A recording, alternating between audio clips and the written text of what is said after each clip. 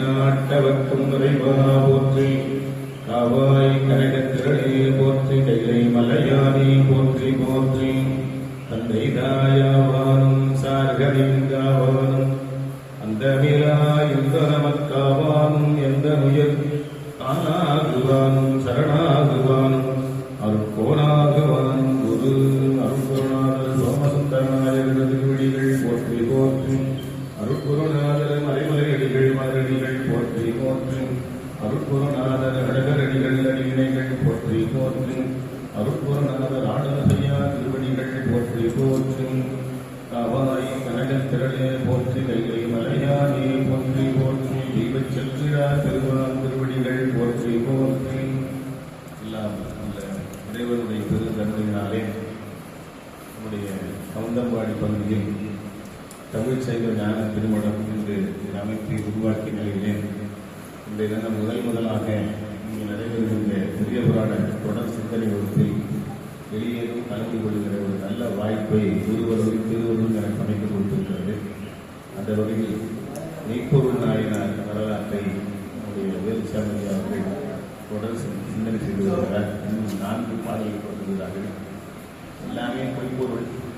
நம்ம சைவம் அந்த மெய்ப்பொருளை உணர்த்துவதற்காக தன்னையே அர்ப்பணம் செய்வதர் மெய்ப்பொருள் நாயகர்.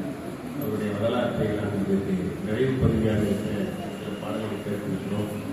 உங்களைப் போல எளியேனும் அவருடைய பொழிவை கேட்பதற்கு இடமளிக்கின்ற வகையில் இந்த நிகழ்ச்சியிலே எளிய கலந்து கொள்ள வாய்ப்பளித்த திருவருளில் ஒருவரும் என்று போச்சு. ஐயா அவர்கள் பல இடங்களிலே பெரியவரான வகுப்பை தொடர்ந்து நடத்தி வருகிறார்கள் பல ஆண்டுகளாக. சில ஆண்டுகளுக்கு முன்னாலே ரஷ்யனூர் பகுதியிலே இந்த கோயில் வளாகத்தை இந்த நூற்றாண்டு நிறைவு பெரியவரான நிறைவு தொடங்கிய போது வெளியே நிறைந்திருந்தார்கள். இங்கேயும் அவரை பாராட்டி பேசுகிறது. அப்படி எதையும் எதிர்பாராமல் மக்களுக்கு பெரியவரானத்தை கொண்டு செல்ல வேண்டும் என்ற உணர்வோடு தொடர்ந்து இங்கெல்லாம் அழைக்கிறார்களோ அங்கெல்லாம் சென்று பெரிய புராணத்தை சிந்திக்கின்ற அவர்களையும் வந்திருக்கிற அன்பர்களையும் வருகை தருகிற அன்பர்களையும் வருகை என்று வரவேற்று பாராட்டி வாழ்த்தி அனைவருக்கும் என்னுடைய வாழ்க்கை சொல்லி என்னுடைய தமிழ் செய்வர் தமிழ் திருடத்தின் சார்பில் நெஞ்சார்ந்த வாழ்க்கையை பாராட்டி சொல்லி இந்த மாதிரி வகுப்பு நடைபெறுகிற போது நல்ல மாலை நேரம் நிறைய அன்பர்கள் திரளாக வந்து கேட்க வேண்டும். இந்த அரங்கேற்றம் செய்கிற போது செல்லியில எவ்வளவு பேர் கூடியிருந்தார்கள் என்பதை நூலில் சொல்கின்றன. அதனால் அதுபோல இங்கேயும் திரளாக வந்து கலந்து கொள்ள வேண்டும் வெளிவரும் காலங்களில் தெரிவித்து அனைவரையும் வாழ்த்து நிறைவு செய்கிறார். நீளம் நிறைந்த மணிகண்டத்து ஈசனடியார் பெருமையின எல்லா உயரும் தொலையெடுத்து தேசமுய திருத்தொண்ட தொகைமுன் பணித்த திருவாளன் வாசமலர்மன் கழல் வணங்க வந்த பிறப்பை வணங்குவான். தூக்குசீர் திருத்தொண்ட தொகைவிரி வாக்கினால் சொல்ல வல்ல விரான் எங்கள் பாக்கிய பெயராம் பரிக்குன்றைவால் சேக்கிடாரடி சென்னி இருத்துவான். எல்லாம் வல்ல பெருமான் அருந்தரும் பன்னார்மொழி அமரர்மர் தண்டனாவுடையாருடைய திருவடிகளை வணங்கி அருந்தரும் நீல் நெடுங்கண்ணை தாயாருடமர் அருந்தரும் அண்டமுழுவதையார் திருவடி தாமரைகளை மனம் ஒலி மேகலாலை வணங்கி எம்பெருமக்கள் நாயன்மாருடைய பொன்னார் திருவடி தாமரைகளை முக்கரணங்களாலே வணங்கி உரையாசிரி சிவக்கணையாவுடைய திருவடிகளை நீல நினைந்து அடியருடைய ஞானாசய பெருந்தகையாருடைய திருவடி தாமரைகளை மனமொழி மேகலாலை வணங்கி இங்கே எழுந்தருளி இருக்கக்கூடிய நம்முடைய போற்றுதலுக்கும் மரியாதைக்கும் உரிய நம்ம எல்லாம் வழிநடத்தி சென்று கொண்டு இருக்கக்கூடிய நம்முடைய அருட்குருநாதர் சைவ ஞான திருமணத்தினுடைய பொறுப்பிலே மடாதிபதியாக பொறுப்பேற்று இன்று பெரிய புராணத்தில் முதல் வகுப்பாக இன்று ஆரம்பித்துக் கொடுத்திருக்கக்கூடிய நம்முடைய ஐயா அம்மாவுடைய திருவடிகளை மனம் மொழி மைகளாலே வணங்கி அமைகின்றேன். அன்பார்ந்த சிவனேஸ்வரர்களே, நமக்கு ஒரு பெரிய சிறப்பு என்னன்னா தொண்டை நாட்டிலிருந்து ஐயா வந்திருக்கிறாங்க. அது பெரிய சிறப்பு. அதாவது திருக்குறிப்பு தொண்டையனார் புராணத்தில் ஒரு இடம் வரும். திருக்குறிப்பு தொண்டையனார் புராணத்தில் தொண்டை நாட்டு மக்களுடைய சிறப்பை பற்றி சொல்லுகின்ற பொழுது என்ன சொல்லுவார்னா, தீய என்பன கனவிலும் நினைவிலாம் சிந்தை தூய மாந்தர்வால் தொண்டை நாட்டு இயல்பு சொல்வரைத்தோ அப்படிங்கிற சேக்கிழார் பெருமான் சொல்றார். சேக்கிழார் பெருமானும் தொண்டை நாட்டை சார்ந்தவர். அது ஒரு பெரிய சிறப்பு. சிவகுணி ஐயா பூர்வீகம் தொண்டை நாடு தான், காஞ்சிபுரம். அவங்க வந்ததுதான் கோவையில். அப்படி கொங்கு நாட்டுக்கும் தொண்டை நாட்டுக்கும் அந்த காலத்தில் இருந்த ஒரு தொடர்பு இருக்குது அப்படிங்கறத சொல்றதுக்காக அடிய நினைவுபடுத்துறேன் ஐயாவுடைய தலைமையில். அதாவது என்ன சொல்றாருன்னா, தீய செயல்களை செய்யாமல் இருக்கிறது ஒரு புண்ணியம்தான், அப்புறம் அதை பத்தி நினைக்காம இருக்கிறது ஒரு புண்ணியம்தான், கனவுல கூட நினைக்க மாட்டாங்களாம் தொண்டை நாட்டுக்காரர். அப்ப பாருங்க சாமியா நமக்கு எப்படி கொண்டு வந்து நம்ம உட்கார வச்சிருக்காங்க பாருங்களேன். ஏன்னா நம்ம கொங்கு நாட்டிலேயே நிறைய ஆதீனங்கள் இருக்கு, எல்லாம் யாரும் எந்த இது நம்ம எல்லாரும் உயர்ந்தவர்கள் தான், இல்லைன்னு சொல்லல. ஆனா தொண்டை நாட்டு மக்களுக்கு ஒரு மிகச்சிறந்த ஒரு உயர்வு சேக்கிழ பெருமான் பெரிய புராணத்துல சொல்லியிருக்காங்க. இது ஆசிரியர் பெருமானுடைய திருவாக்கு.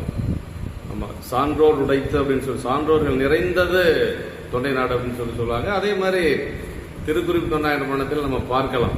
பல இடங்கள்ல வாய்மை தவறாத வேளாளர்கள் வாழ்ந்த ஒரு பதி நமக்கு தொண்டை நாட்டில் திருவாலங்காடு என்று சொல்லக்கூடிய பதி. சொன்ன சொல்ல காப்பாற்ற முடியவில்லை அப்படிங்கிறதுக்காக 70 பேர் தீ புகுந்த வரலாறு தொண்டை நாட்டில் வேற எங்கேயும் கிடையாது, உலகத்தில் எங்கேயுமே நடந்திருக்காது.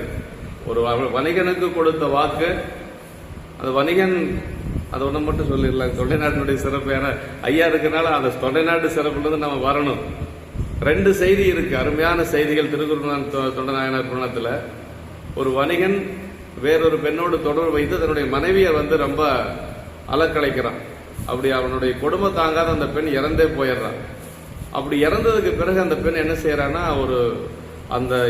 ஒரு பலி, அந்த இறந்த அந்த பலி ஒரு பேய் உருவம் எடுத்து எப்படியாவது இவனை பழி வாங்கணும் அப்படின்னு சொல்லி அவனை பின்னாடியே துரத்திட்டு வருது.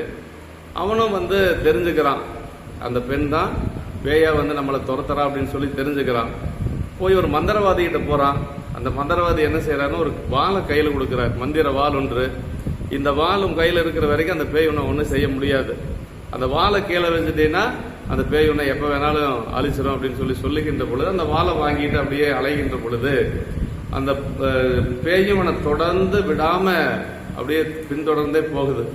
அப்படி செல்லுகின்ற பொழுது ஒரு நாள் மாலை நேரம் ஆயிருது, இரவு வந்தாச்சு. அவன் எங்கேயும் போய் ஒதுங்கிறதுக்கு இடம் இல்லை, தங்கறதுக்கு இடம் இல்லை. அப்பதான் பழையனூர் என்று சொல்லக்கூடிய பதி திருவாலங்காட்டிலிருந்து ஒரு 2 கிலோமீட்டர் 1 கிலோமீட்டர். ஆமா, பழையனூருக்கு வருகின்ற பொழுது ஒரு வேளாளர் இருக்கிறாங்க. அந்த வேளாளர் சபைக்கு அவன் போறான். அப்படி செல்லுகின்ற பொழுது இந்த பேய் என்ன செய்யுதுன்னா, தன்னை பெண்ணாக மாற்றி கள்ளிச்செடியை ஒடிச்சு அதை பெண் குழந்தையா மாத்துது.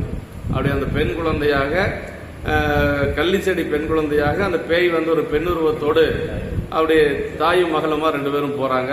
அப்படி செல்லுகின்ற பொழுது அவன் சொல்றான், இந்த பேய் என்னை அலைக்கழித்து கொண்டே வருது, எனக்கு நீங்க அடைக்கலம் கொடுக்கணும் அப்படின்னு சொல்லி சொல்லுகின்ற பொழுது 70 வேளாளர்களும் என்ன சொல்றாங்க அப்படின்னா, பேசிட்டு இருக்கிறாங்க.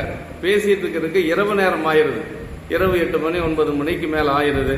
அப்படி பேசிட்டு இருக்கிறதுக்கு அந்த குழந்தையா வந்த பேய்க்குழு என்ன செய்யுது அப்படின்னா, அப்பான்னு சொல்லி அவனை போய் அவன் சொல்றா, என்னுடைய கணவன் தான் இவன், எனக்கும் இவனுக்கும் பிறந்ததான் இந்த குழந்தை, வேறொரு பெண்ணோட தொடர்பு வச்சு எங்களை அலைக்கழிக்கிறான் அப்படின்னு சொல்லி சொல்லுகின்ற பொழுது அவங்க உண்மையை நம்பிக்கிறாங்க.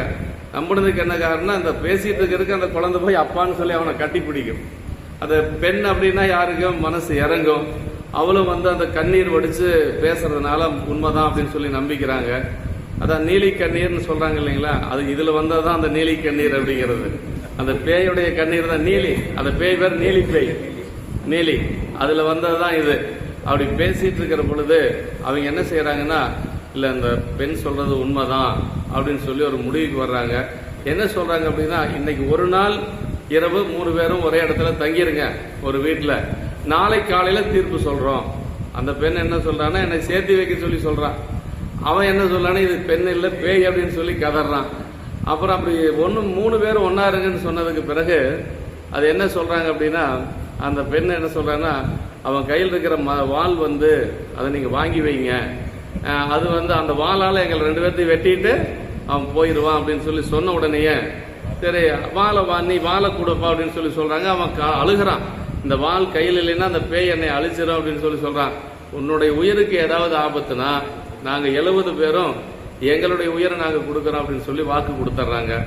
அதற்கு பிறகு நல்ல நடு இரவு நேரத்துல அந்த பேய் என்ன செய்யுதுன்னா, இவனை கொன்னு கிழிச்சு அப்படியே அந்த அறையில போட்டுட்டு போயிருதுங்க. அப்படியே போயிருது. அவங்க பார்க்கறாங்க. அடுத்த நாள் வேளாளர்கள் அவன் இறந்து கிடக்கிறான், சொன்ன சொல்ல காப்பாற்ற முடியல அப்படின்னு சொல்லி அவங்க என்ன பண்ணாங்கன்னா, 70 பேரும் ஒரே இடத்துல தீ புகுந்து அப்படி எல்லாரும் 70 வேளாளர்களும் உயிர் நீத்ததாக நமக்கு 69 பேர். ஒருத்தர் வயல் இருக்கிறாரு, அவரும் அதை தெரிஞ்சு அந்த செய்தி கேட்டு அவரும் அந்த நேரத்தில் தீ புகுந்ததாக இது தொண்டை மண்டல சதக செய்யல் இருக்கு. ஞானசம்பந்த பெருமானும் பாடியிருக்கிறார், இதை சேக்கிழார் பெருமானும் பாடியிருக்கிறார். அதனால அந்த தொண்டை மண்டல வேளாளர்கள் இன்னும் இருக்குது, அந்த அடையாளங்கள் எல்லாம் இருக்கு. ஐயா சொன்ன மாதிரி ஏற்ற மாதிரி ஒரு சின்னதா ஒரு சிவாலயம் இருக்கு, சாட்சிநாதன் பேர். ஆமாங்க, அந்த அந்த இதெல்லாம் அந்த வளாகம் எல்லாம் இருக்கு, எல்லாம் முள்ளு முளைச்சு இருக்கு. இன்னொரு சம்பவம் என்னன்னா, அங்க தொண்டை நாட்டு வேளாளர்களுக்கு ஒரு சிறப்பு. ஒரு தொண்டை நாட்டுக்கு சேர நாட்டுக்கு அப்போ ஒரு கலகம் வருது, பெரிய ஒரு போர் வருது.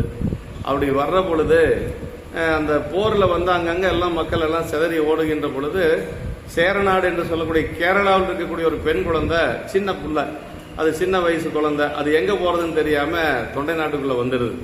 அப்படி அந்த குழந்தைய அவங்க பெரியவங்க எடுத்து, வேளாளர் குடும்பம் தான் வேளாளர்கள் அப்படின்னா, நமக்கு அங்க எப்படின்னா விவசாய தொழில் செய்யக்கூடியவர்கள் வேளாளர்கள்.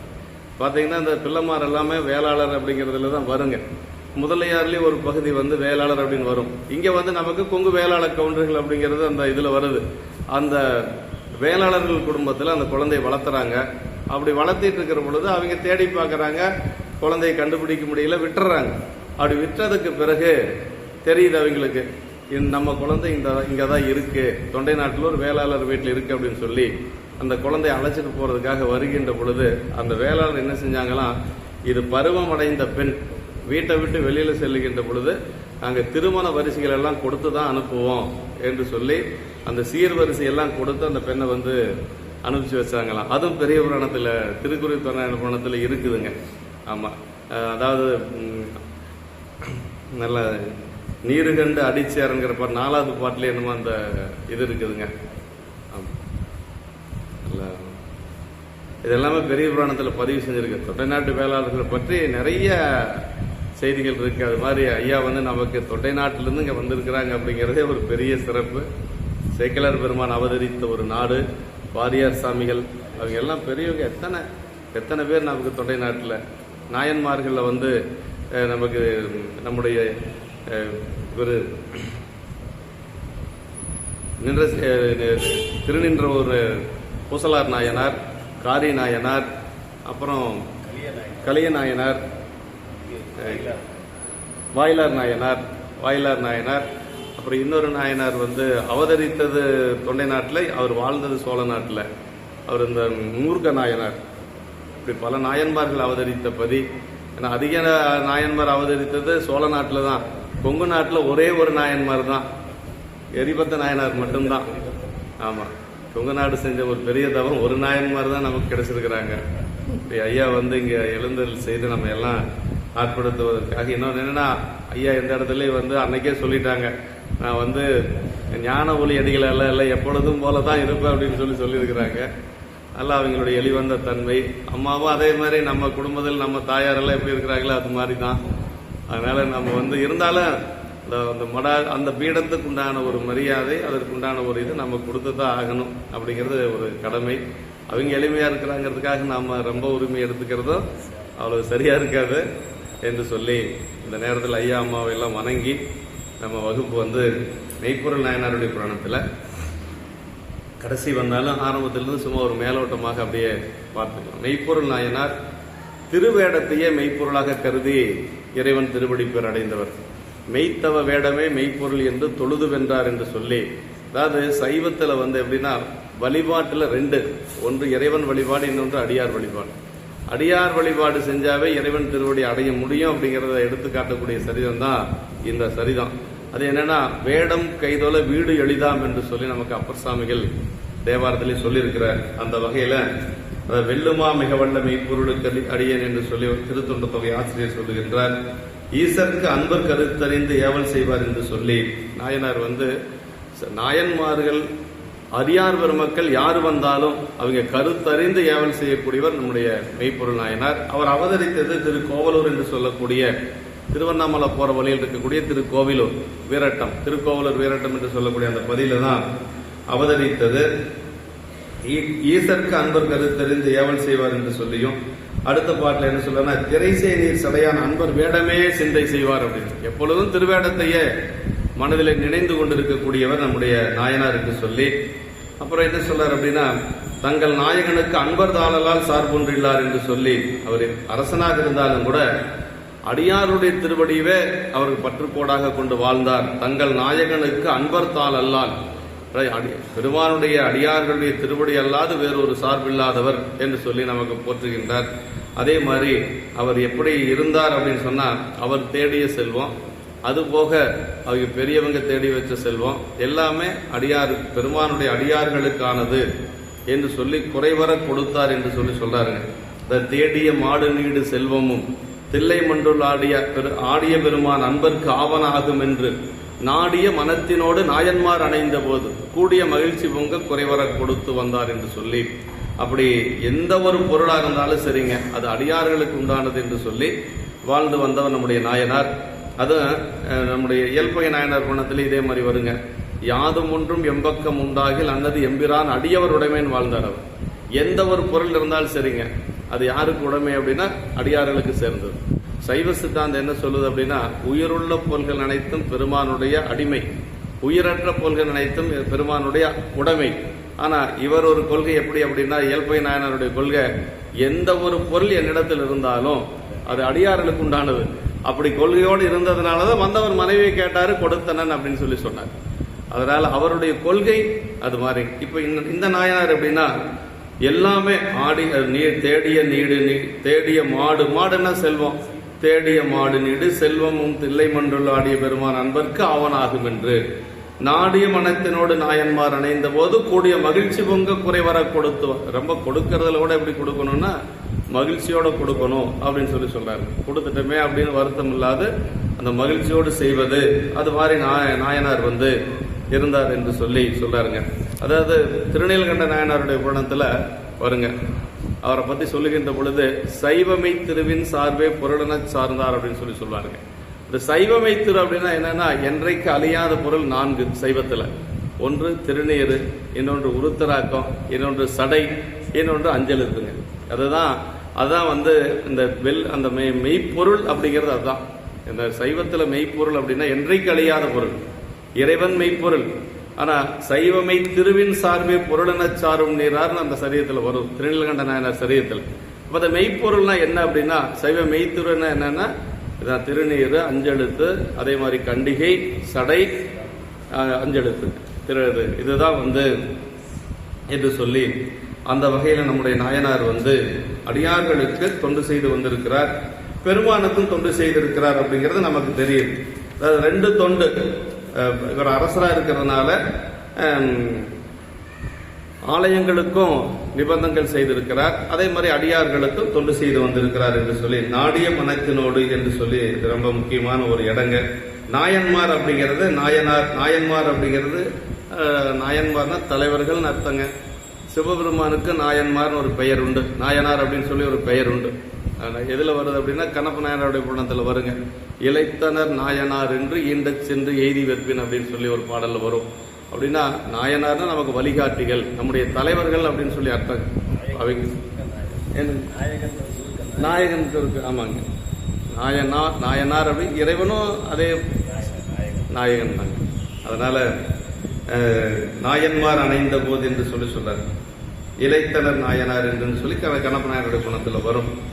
கொடுத்து உவந்தார் அப்படின்னா, கொடுத்து வந்தார்னு எடுத்துக்கலாம். கொடுத்து உவந்தார் அப்படின்னா மகிழ்ந்தார் அப்படின்னு சொல்லி அது 2 பொருள் பட அந்த சொல் அமையப்பெற்றிருக்கு. கொடுத்தலை தமது நேரடியாக மேற்கொண்டு ஒழுகி வந்தனர், கொடுத்து உவந்தனர் அப்படிங்கிறது அதை ஈத்துவக்கும் இன்பம் அப்படின்னு சொல்லி வள்ளுவ பெருமான் சொல்றது மாதிரி கொடுக்கறதுனால ஒரு இன்பம். அந்த மாதிரி நாயன்மார் கொடுத்து அவர் இன்பத்தில் இருந்தார் என்று சொல்லி நமக்கு போற்றி இருக்கிறார் என்று சொல்லி இதுல என்ன சொல்றாரு, கோயில் எங்கனம் மல்க போற்றுதல் புரிந்துன்னு சொல்லியிருக்கார். அடியார் பூசை செஞ்சிருக்கிறார். 2மே செய்திருக்கிறார் நம்முடைய நாயனார் என்று சொல்லி. அப்படி செய்து கொண்டு வருகின்ற பொழுது இவரிடத்திலே போர் செய்து பலமுறை தோற்ற ஒரு மன்னன், அவன் தான் முத்தநாதன் என்று சொல்லி, எப்படியாவது இவரை வெல்ல வேண்டும் என்று சொல்லி அவன் என்ன செய்யறான் அப்படின்னா, நேரா சென்று போர் செய்தா அவருடைய வீரத்துக்கு முன்னாடி நம்ம அவரை வெற்றி பெற முடியாது என்று சொல்லி வேற என்ன ஒரு குறுக்கு வழி இருக்குது அப்படின்னு சொல்லி பார்க்கிறான். வேடத்தோடு போனோம்னா அவர் எது செய்ய மாட்டாரு அப்படிங்கறத தெரிஞ்சுக்கிறான். திருவேடத்தோடு போனா அவர் போர் செய்ய மாட்டார் அப்படிங்கறத தெரிஞ்சு அதே மாதிரி அவன் திருக்கோவில் இருக்கு, உடம்பு போறான், திருநீர் பூசிக்கிறான். அப்படி திருநீர் பூசி அப்படி வேணிகள் எல்லாம் முடியெல்லாம் முடித்து கட்டி அதற்கு பிறகு ஒரு புத்தக பைய எடுத்துக்கிறான். நம்ம அடியார்கள்னா புத்தகம் எல்லாம் போட்டுட்டு போவோம் இல்லைங்களா, அது போக வந்து ஒரு ஓமை சொல்றாரு சேக்கிழார் பெருமான். அருமையான ஒரு ஓமை, எந்த ஒரு புலவனாலும் சொல்ல முடியாதுங்க. இருளுக்கும் ஒரே ஓமை சொல்றாரு, அதே மாதிரி ஒலிக்கும் ஒரே ஓமை சொல்றாருங்க. இந்த மாதிரி இடங்கள் வந்து சிவகுணியா ரொம்ப இதெல்லாம் உரை எழுதுவார். என்ன சொல்றாருன்னா, மெய்யெல்லாம் நீரு பூசி வேணிகள் முடித்து கட்டி, அவர் கையினில் படைகிறந்த புத்தக கவலி ஏந்தி, அவரது மைபுதி விளக்கை என்ன மனத்தினுள் கருப்பு வைத்து பொய்தவ வேடம் கொண்டு புகுந்தனன் முத்தநாதன் அப்படின்னு சொல்லி சொன்னாரு. ஒரு ஓமை சொல்றாரு, மைபுதி விளக்கை என்ன மனத்தினுள் கருப்பு வைத்து அப்படின்னாரு. விளக்கு எரிகின்ற பொழுது விளக்க சுத்தி வெளிச்சமா இருக்கும், அந்த திரி மட்டும் நீல நிறத்துல அல்லது கருப்பு நிறத்துல இருக்கும். அது என்ன அப்படின்னா, அவன் மேல பூசி இருக்கக்கூடிய திருநீரு அந்த விளக்கினுடைய ஒலிக்கு ஓமை, அந்த திரிக்கு ஓமை என்னன்னா அவனுடைய மனசு. அவன் மனசு எப்படி இருக்குன்னா கருப்பா இருக்குதான். அதாவது ஒலிக்கு இருளுக்கு ஒரே ஓமை சொன்னது வேற எந்த புலவனாலே முடியாது அப்படின்னு சொல்லி உரையாசிரியர் எழுதுறாரு. ஒன்றே இடம்ங்கிறது ஆன்மா சொல்லுவாரு, அது சாத்திரத்துல வருதுங்க. ஒலிக்கு இருளுக்கு ஒன்றே இடம் என்று சொல்லி நமக்கு சைவ சித்தாந்தத்தில் சொல்லப்பட்டிருக்கு. ஆனா ஓமை கூட ஒரே ஓமை சொல்லுவது அப்படிங்கிறது நம்ம ஆசிரியர் பெருமானாலதான் முடியுங்க.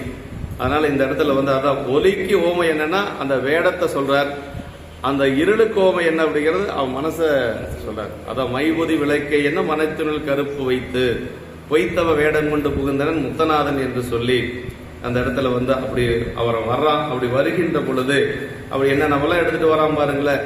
திருநீர் பூசி இருக்கிறான், புத்தக பை எடுத்துட்டு வந்திருக்கிறான். அப்புறம் வந்து அது புத்தக பையில புத்தகமா இருக்கும் போது கவலை தான், அதுக்குள்ள வந்து என்ன வச்சிருக்கிறான், படை கறந்த புத்தக கவலிங்கிறார். படைனா ஆயுதம், ஆயுதத்தை மறைத்து கொண்டு வந்திருக்கிறான். படை கறந்த புத்தக கவலி அப்படின்னு சொல்லி சொல்றார். அதற்கு பிறகு வந்து திருவாயிலுக்கு வந்துடுறான்.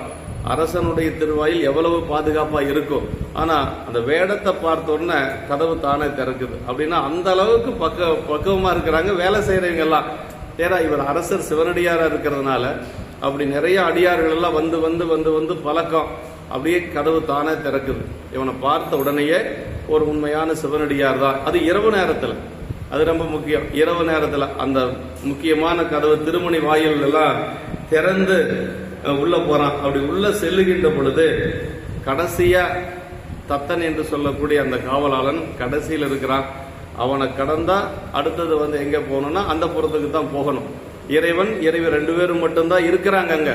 இவன் எல்லாத்தையும் கடந்து அங்க போறான். அப்ப அவன் சொல்றான், தத்தன் சொல்றான், என்ன சொல்றான் அப்படின்னா, கடையுடை காவலாளர் கைதொழுது ஏற நின்று உடையவர் தாமே வந்தார் உள்ளெழுந்து அருளில் என்ன தடைபல புக்கவென்று தனித்தடை நின்ற தத்தன் இடைதெறிந்து அருள வேண்டும் துயில்கொள்ளும் இறைவன் அப்படின்னார். அப்படின்னா பெரியவங்க இருக்கிற நிலைமை தெரிஞ்சு உள்ள போகணும், இடைத்தெறிந்து அருள வேண்டும் துயில்கொள்ளும் இறைவன். இறைவன்னா அரசனையும் இறைவன் அப்படின்னு சொல்லி சொல்லுவாங்க.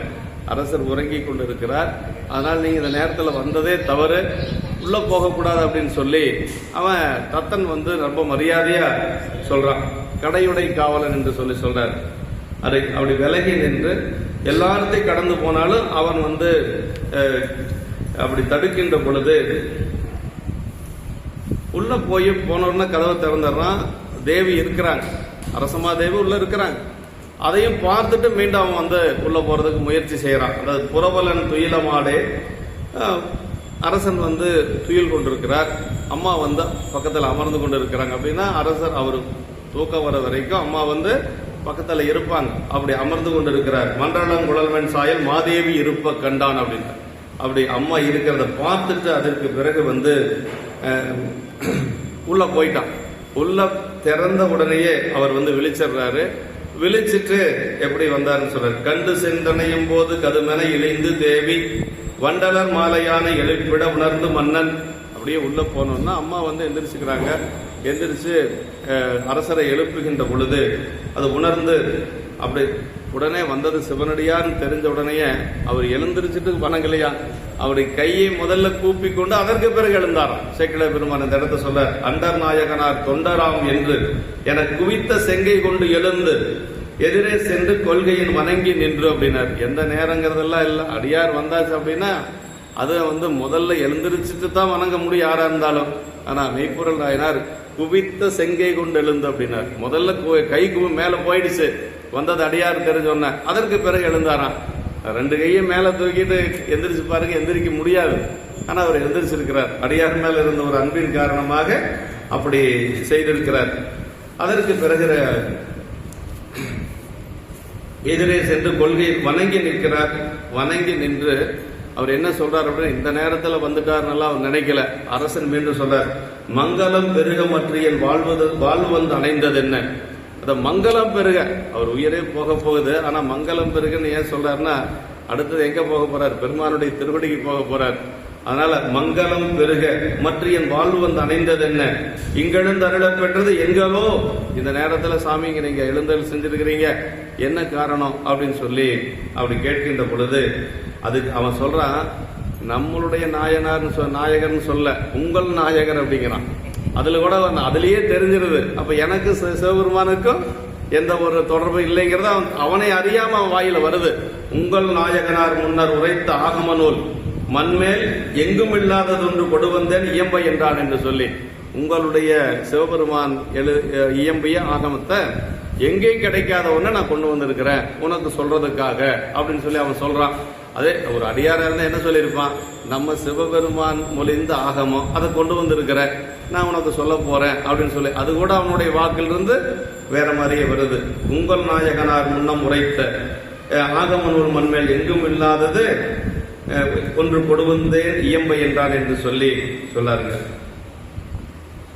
அப்படி சொல்லுகின்ற பொழுது உடனே அவர் என்ன செய்யறார் அப்படின்னா, பேரனுக்கு இதன் மேல் உண்டோ, இதை விட ஒரு பெரிய பேர் வேற என்ன இருக்க முடியும் என்று சொல்லி, அந்த பிராணருள் செய்த இந்த மாறின ஆகமத்தை வாசித்து அருள் செய்ய வேண்டும், நீங்க இந்த ஆகமத்தை வந்து எனக்கு வாசித்து அருள் செய்ய வேண்டும் என்று சொல்லி, அது அவன் என்ன சொல்றாருன்னா, அவர் அப்படி சொன்ன உடனேயே நானும் நீயும் மட்டும்தான் இங்க இருக்கணும், அம்மா வந்து வேற இடத்துல போய் இருக்கணும் அப்படின்னு சொல்லி சொல்றான். நாறுபோம் போதை மாது தவிரவே நானும் நீயும் வேறிடத்திருக்க வேண்டும் என்றவன் விளம்ப அப்படின்னு சொல்லி சொல்றாரு. அதாவது நம்ம 2 பேர் மட்டும்தான் இருக்கணும், வேற யாரும் இருக்கக்கூடாதுன்னு சொன்னோன்னா, வேந்தன் அரசன் என்ன செய்யறாரு அப்படின்னா, திருமகள் என்ற நின்ற தேவியார் நம்மை நோக்கி, அம்மா அப்படியே எப்படி இருக்காங்களா, அப்படி திருமகளை போல இருக்கிறான். அப்படி திருமகளை போல இருக்கக்கூடிய அம்மாவை பார்த்து பரிவுடன் விரை அந்த புறத்தடி போக ஏவி, அங்க உள்ள இருக்கக்கூடிய அந்த புறத்துக்கு அம்மாவை போக சொல்லிட்டு, தருதவ வேடத்தானை தவிசின் மேல் இருத்தி, இப்ப அவர் வந்து ஒரு இருக்கை வந்தவருக்கு ஒரு இருக்கை கொடுத்து அவர் கீழே உட்கார்ந்துருக்கார். அரசர் கீழே உட்கார்ந்துருக்கார்.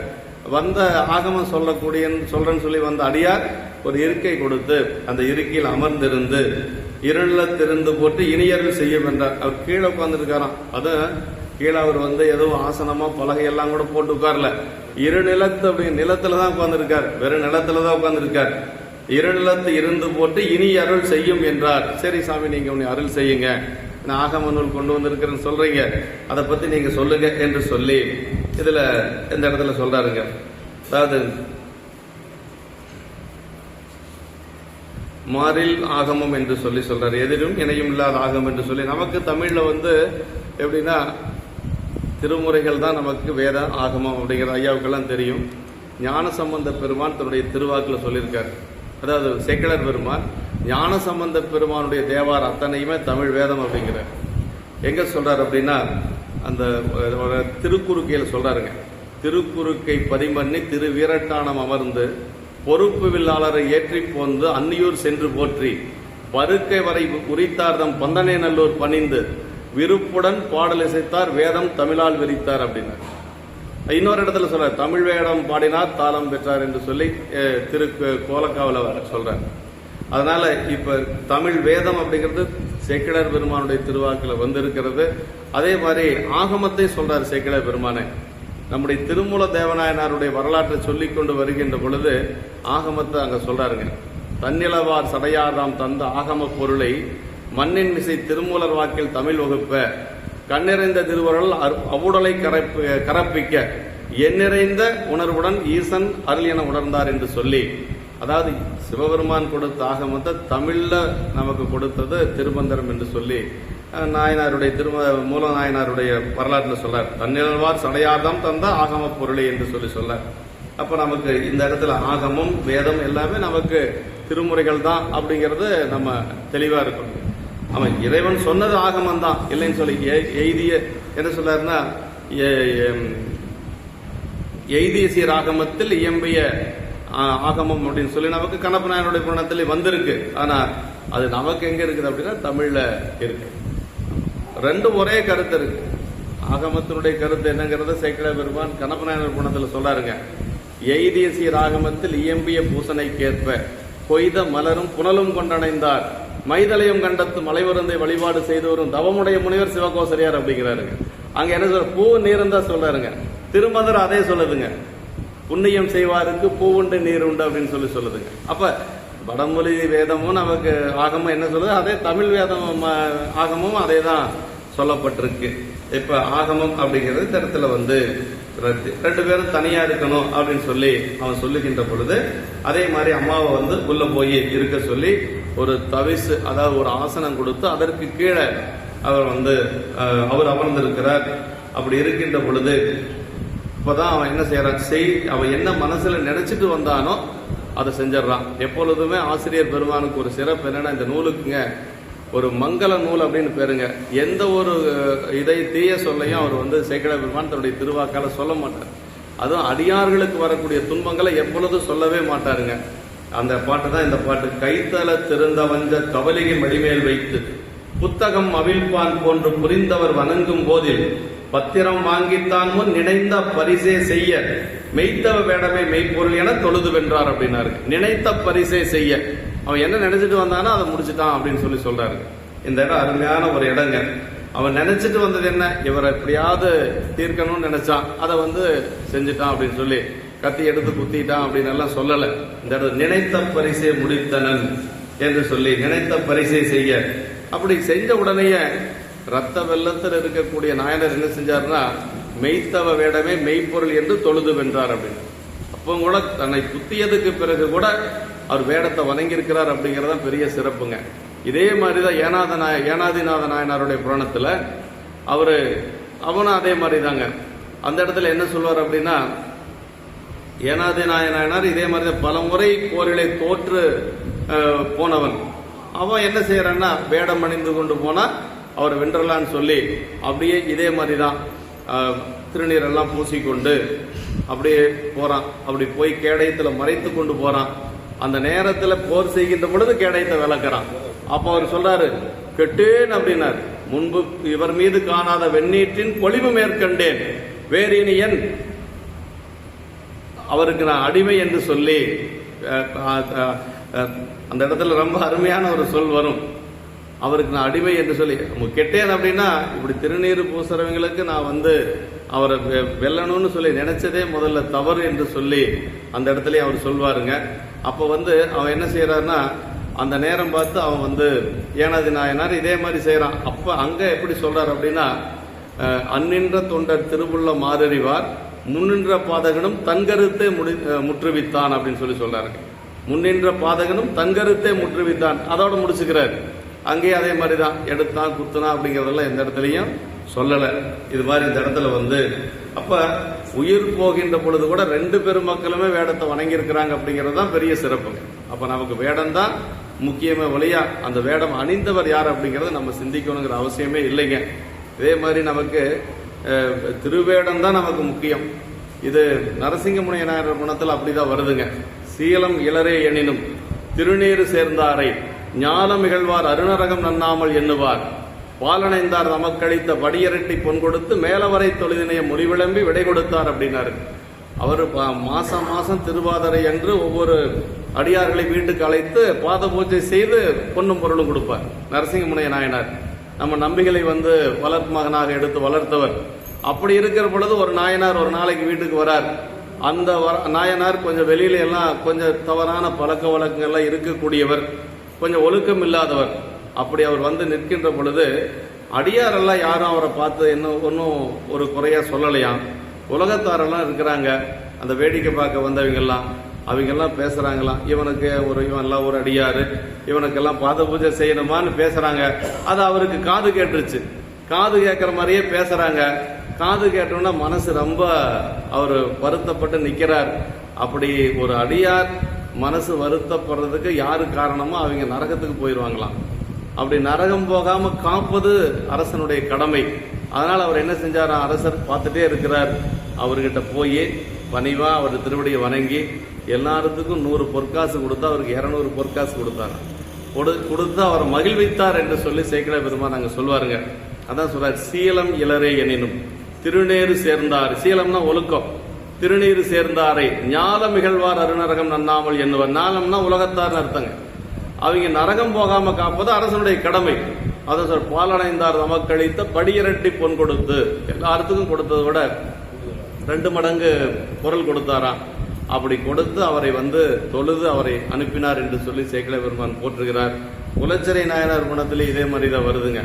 அவர் எப்படின்னா 4 குலங்க நமக்கு, அந்த 4 குலத்தை சார்ந்தவர்களாக இருந்தாலும் சரி, இல்ல அந்த குல ஒழுக்கத்திலே தவறியவர்களாக இருந்தாலும் சரி, சிவபெருமானை சிந்தையில் இருந்தா போதும் அவங்களை பணி செய்வாராம் குலச்சிறை நாயனார். சொல்றார், குறியில் 4 குலத்தவராயினும் நெறியில் அக்குலம் நீங்கினராயினும் அறிவில் சங்கரருக்கு அன்பர் என பெறில் செறிபுற பணிந்தேத்திய செய்கிறார். அப்படி வேற எதுவும் பார்க்க மாட்டார்.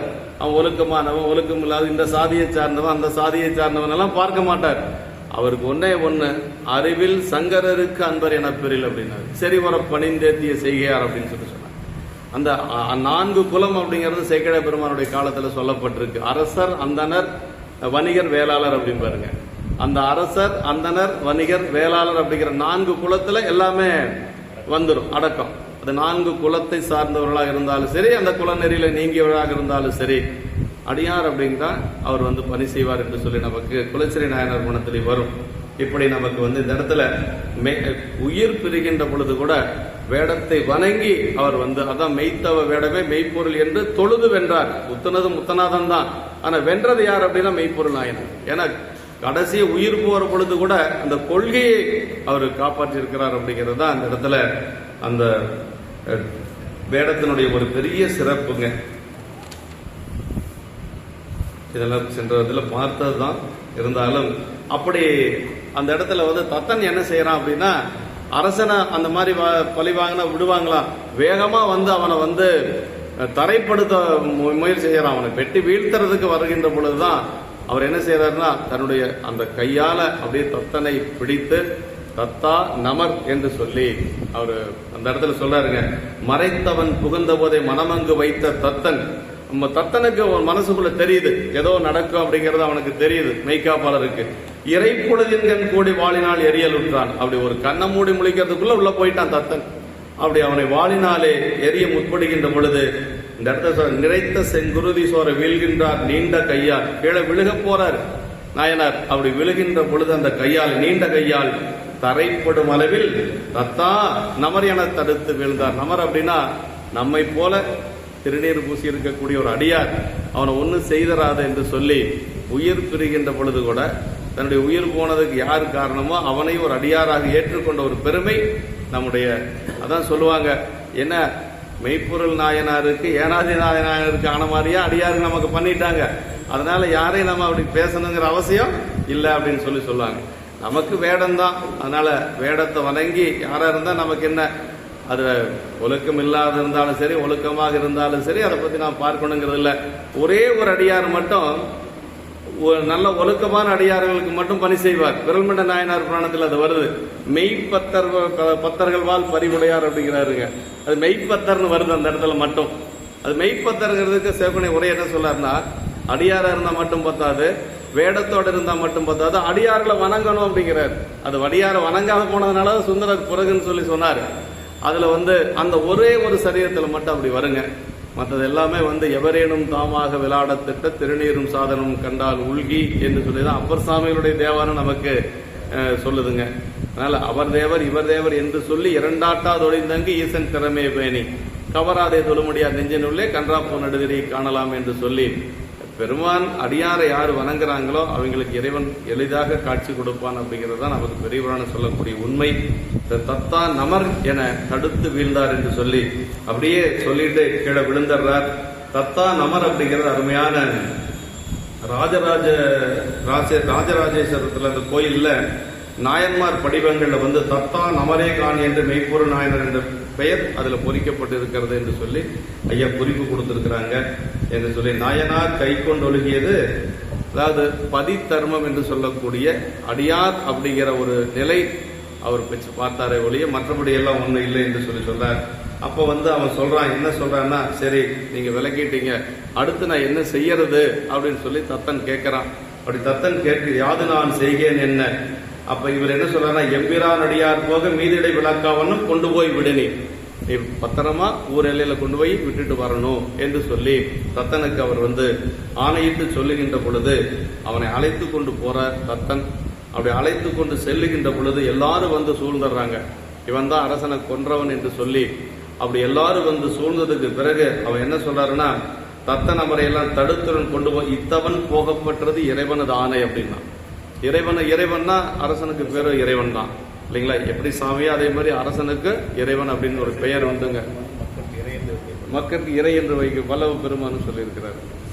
அதனால அந்த இடத்துல சொல்ல இத்தவன் போக பெற்றது இறைவனது ஆணை அப்படின்னு சொல்லி, ஏன்னா வேடத்தோட இருக்கிறதுனால தவன் அப்படின்னே சொல்ற, பொய்த்தவன் சொல்றாரு சில இடத்துல.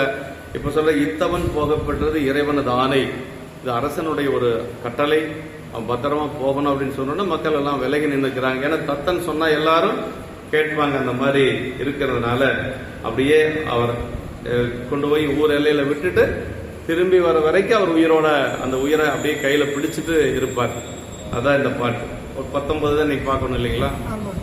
இது வரைக்கும் நடந்தது இதாங்க. இத்தவன் நமர் என்று கூறிய கட்டளை அமைந்தவனாக இதனை இவன் இறைவனது ஆணை என்றான் என்று சொல்லி சொல்றார்.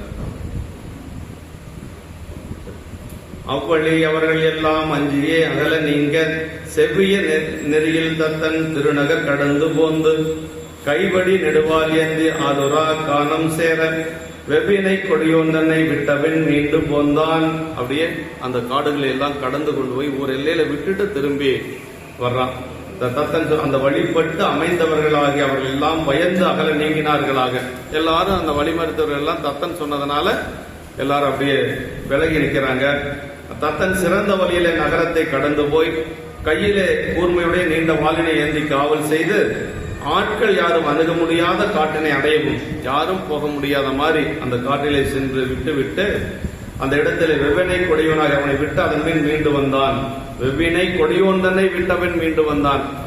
சேக்கடா பெருமான் அவன் பெரிய கொடியவன் அப்படிங்கறது சொல்றார். வெவ்வினை கொடியோன், அவன் செஞ்ச தீவனை இவ்வளவுதான் இல்லை என்று சொல்லி வெவ்வினை கொடியோந்தனை விட்டவன் மீண்டும் போந்தான் என்று சொல்லி சொல்றார். அதுல அஞ்சியே அப்படின்னா அரசாணைக்கு மாறாக அறியாமையினால அவனை கொல்ல முற்பட்டோம் என்றும், தவ வேடத்தானை கொண்டு சிவ அபராதம் தேடிக்கொள்ள முற்பட்டோம் என்று அஞ்சினார்கள் என்று சொல்லி, அஞ்சியே அப்படிங்கிறதுக்கு என்ன சொல்றாருன்னா அரசாணைக்கு மாறாக, ஏன்னா அரசனுடைய யானை அவனை கொண்டு பத்திரமா விடணுங்கிறது, அதற்கு மாறாக நாம தடுத்தோம்னு சொல்லி ஒரு பயம். இன்னொன்னு என்னன்னா அவன் ஒரு வேடத்தோட இருக்கிறான். அப்படி வேடத்தோட இருக்கக்கூடியவனை நாம் அந்த மாதிரி உயிர் கொல்லணும்னு நினைச்சது தவறு என்று சொல்லி அந்த மக்கள் கூட இருந்தவங்க எல்லாரும் அஞ்சினார்கள் என்று சொல்லி சொல்றார்கள். செவ்விய நெறியில் தத்தன், அப்படி செம்மை நெறியிலே நின்றவங்க தத்தன். ஏன்னா தத்தன் அரசனுக்கு மெய்காப்பலனாக இருக்கக்கூடிய தத்தன் அந்த மாதிரி ஒரு செம்மை நெறியிலே நின்றிருக்கிறார். திருநகர் அப்படிங்கிறது அரசனது தலைநகராதலாலும் இறைவனது வீரட்டங்களை ஒன்றாக திருத்தலவன் திருநகர். ஏன்னா அட்ட வீரத்தலங்கள்ல திருக்கோவலூர் என்று சொல்லக்கூடியது அந்தகாசூரனை வதம் செய்த ஒரு தலம். 8 தலங்கள்ல அது ஒன்று என்று சொல்லி சொல்லுவாங்க. தன்னை அடைந்தார்க்கெல்லாம் அருள் திருவை அளிக்கவல்ல நகர் என்று சொல்லி திருநகர் என்று சொல்லி சொல்றார். ஆளுரக் காணம் என்று சொல்லி இதனை விளக்கக்கூடிய எந்த ஆளும் இல்லாத ஒரு காட்டுல கொண்டு போய் விட்டுட்டு வரார். இதே மாதிரிதான் இயல்பகை நாயனாரும் தன்னுடைய மனைவிய பெருமானோடு சென்று அப்படி விட்டுட்டு வந்தாருங்க. அப்படி கொண்டு போய் எல்லாரும் தெரியாத மாதிரி விட்டுட்டு வருகின்ற பொழுது எப்படி வந்தார் அப்படிங்கறத சேக்கிழ பெருமான் சொல்வாருங்க. மைதிகள் கண்டன் எந்தோல் மறையவன் மகிழ்ந்து நோக்கி பொய்தரும் உள்ளம் இல்லான் பார்க்கிலன் போனான் என்று மெய்தரு சிந்தையாரை மேலவும் அலைக்கல் உற்றானார். தன்னோடு வாழ்ந்த மனைவி இத்தனை ஆண்டுகள் 2 பேர் எப்படி இருந்தாங்க அப்படிங்கறதை சொல்றாருங்க. 2 பேருக்குள்ள எந்த ஒரு விகல்பமும் கிடையாது. 2 பேரும் கணவன் மனைவினா அப்படி இருந்தாங்க. ஆமா, 2 பேரும் ஒரு கருத்தறிந்து 2 பேரும் காதல் மனைவி கணவனாக இருந்தவர்கள். அப்படி மைதிகள் கண்டன் எந்தோல் மறையவன் அப்படின்னா மகிழ்ந்து நோக்கினார். இதுவரைக்கும் இருந்தது என்னன்னா திரோதானம், இப்ப அருட்பார்வை. அப்படி அவர் விட்டுட்டு திரும்பி பார்க்காத வர்றாரு பாருங்க, அதுதான் ரொம்ப முக்கியங்க.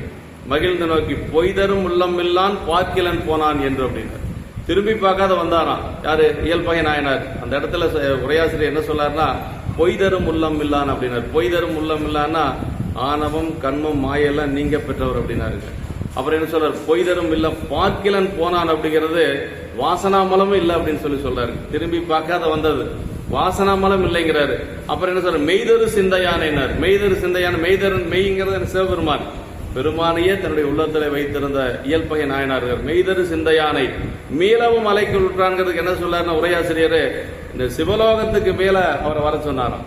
அப்பதான் 6 முறை ஓலமிட்டது அந்த இடத்துலதான். இயல்பகை முனிவா ஓலம், ஈண்டு நீ வருவாய் ஓலம், அயல் பிளாதானே ஓலம், அன்பனே ஓலம் ஓலம், செயற்கரும் செய்கை செய்த தீரனே ஓலம் என்றான், மயக்கரும் மறை ஓலிட்டு மாலையம் தேட நின்றான் என்று சொல்லி செய்கிறார். திருமாலும் பிரமனும் தேடி காண முடியாத பெருமான் இயல்பகை நாயனாருடைய அன்பை பார்த்து ஓலமிட்டார் என்று சொல்லி 6 முறை ஓலமிட்டார். இலக்கணத்தில் 3 முறை தான் தமிழ்ல ஐயாவுக்கெல்லாம் தெரியும். ஆனா ஒரு வார்த்தையில சொல்லாம அவருடைய வாக்கியத்துல வைத்து வைத்து அதுல கூட ஒரு நுட்பம் சொல்றாரு சிவப்பணி ஐயா. எல்லா இடத்துலயும் ஒரு ஓலம் சொன்னவரு அன்பனேங்கிற இடத்துல 2 ஓலம் சொல்றாரு. அன்பனே ஓலம் ஓலம். ஏன் அப்படின்னா அது சொல்றாரு, உரையாசிரியர் சொல்றாரு, அவர் சிவபெருமானிடத்திலே அன்பு இருந்தது, அவன் அடியார்களிடத்திலே அன்பு இருந்தது. அதனால அன்பனேங்கிற இடத்துல மட்டும் 2 ஓலம் விட்டார் என்று சொல்லி பெருமானே ஓலம் விட்டது இந்த ஒரு இடம். இன்னொரு இடம் திருவையாற்றில் அந்த நதி வந்து கடந்து செல்லுகின்ற பொழுது அந்த காவிரி நிற்கிற அப்படி பிரம்மண்ட நாயன் நம்முடைய சேரமான் பெருமாள் நாயனாரு சுந்தரமூர்த்தி சாமிகளும் யாத்திரை செல்லுகின்ற பொழுது கண்டியூர் போயிடுறாங்க. கண்டியூர்ல இருந்து அந்த பக்கம் போக முடியல, தண்ணி அப்படியே வெள்ளப்பெருக்கெடுத்து ஓடுது. அப்படி வெள்ளப்பெருக்கெடுத்து ஓடுகின்ற பொழுது ஒரு பெரிய கடல் நீர் போற மாதிரி போகுது. அப்ப பரிசல் போடுறதுக்கு குச்சி எட்டாது. எப்படி இருந்தாலும் போக முடியாதுன்னு சேரமான் பெருமானாருக்கு தெரிந்தாலும் கூட சுந்தரர்கிட்ட சொன்னா எப்படி கூட்டிட்டு போயிடுவார், ஏன்னா சாமியினுடைய தோழர் இல்லையா. அதனால சுந்தரர்கிட்ட போய் என்ன சொல்லாருன்னா, ஐயாற்று பெருமானை வழிபாடு செய்யணும் சாமி, நீங்க பார்த்து ஏற்பாடு பண்ணுங்கன்னு சொன்ன உடனேயே சுந்தரர் என்ன செய்வாரு, சாமி கிட்ட தான் கேட்பாரு.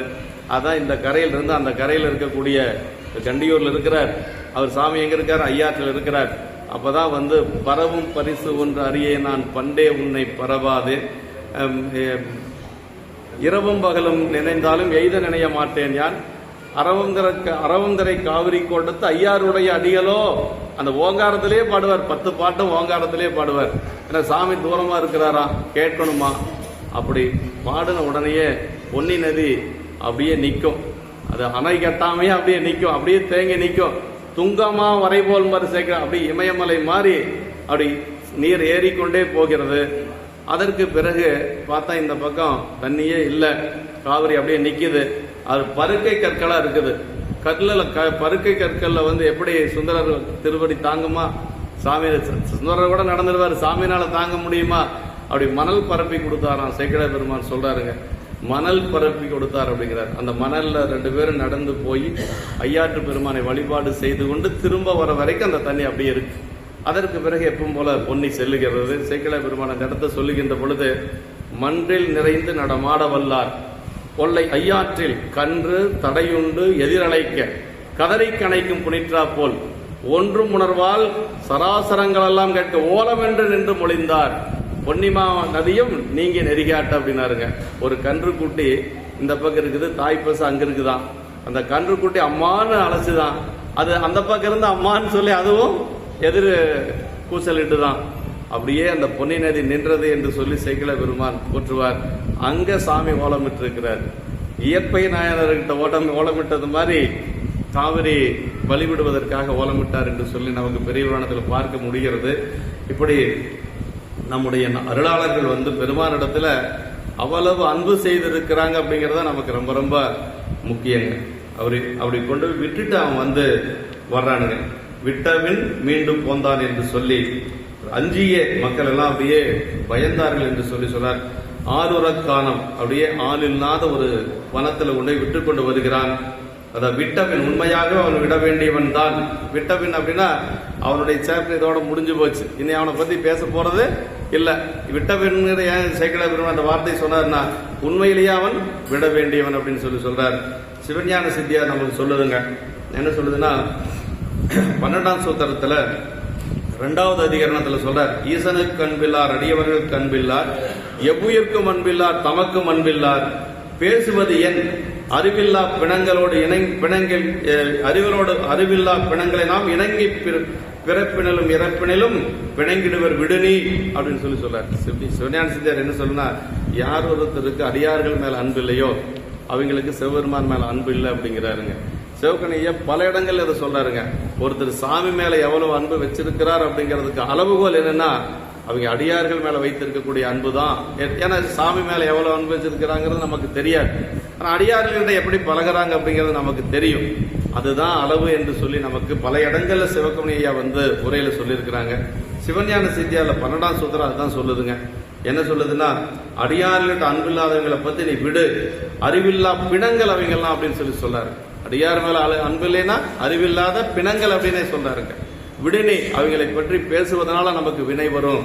அதான் தெளிவா சொல்றாரு. பிறப்பினிலும் இறப்பினிலும் பிணங்கிடுவர் விடுனி அப்படின்னு சொல்றாரு.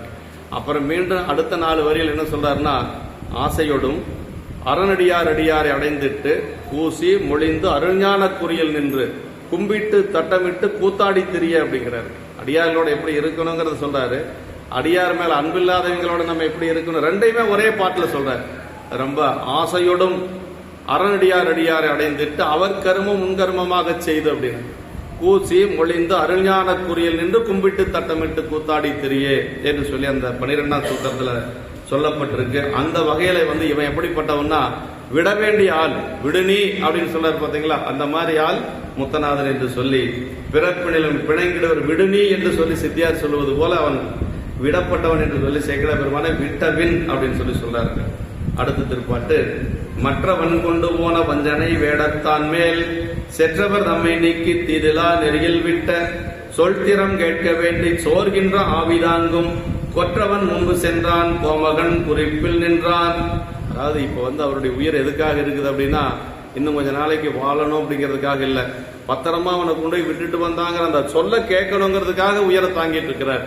ஏன்னா அவனை ஏதாவது மக்கள் செய்து அந்த ஒரு அரசன் மீது இருக்கக்கூடிய அன்பின் காரணமாக அவனுடைய உயிருக்கு ஏதாவது ஆபத்து வந்துடுமோ அந்த ஒரு சொல்ல கேட்கறதுக்காக அப்படி துடிச்சிட்டு இருக்கிறார். மற்ற தத்தன் காவல் புரிந்து கொண்டு போயின பஞ்ச வேடம் உடையான் எதிர்த்து அடர வருகின்றவர்களை எல்லாம் தடுத்து விடக்கி தீங்கில்லா வழியிலே விட்டதாகிய நற்சொல்லை கேட்பதற்காகவே சோர்ந்து போய் கொண்டிருக்கின்ற உயிரை அப்படி போயிட்டு இருக்குது உயிர். அந்த உயிரை தாங்கி இருந்த அரசர் திரும்ப சென்றான். அந்த அரசர் பெருமானது குறிப்பிலே நின்றான் என்று சொல்லி தத்தன் என்னன்னா, அரசன் என்ன ஒரு மனசுல நினைச்சிருக்கிறாரோ அதை அப்படியே செய்யக்கூடியவன் தத்தன்.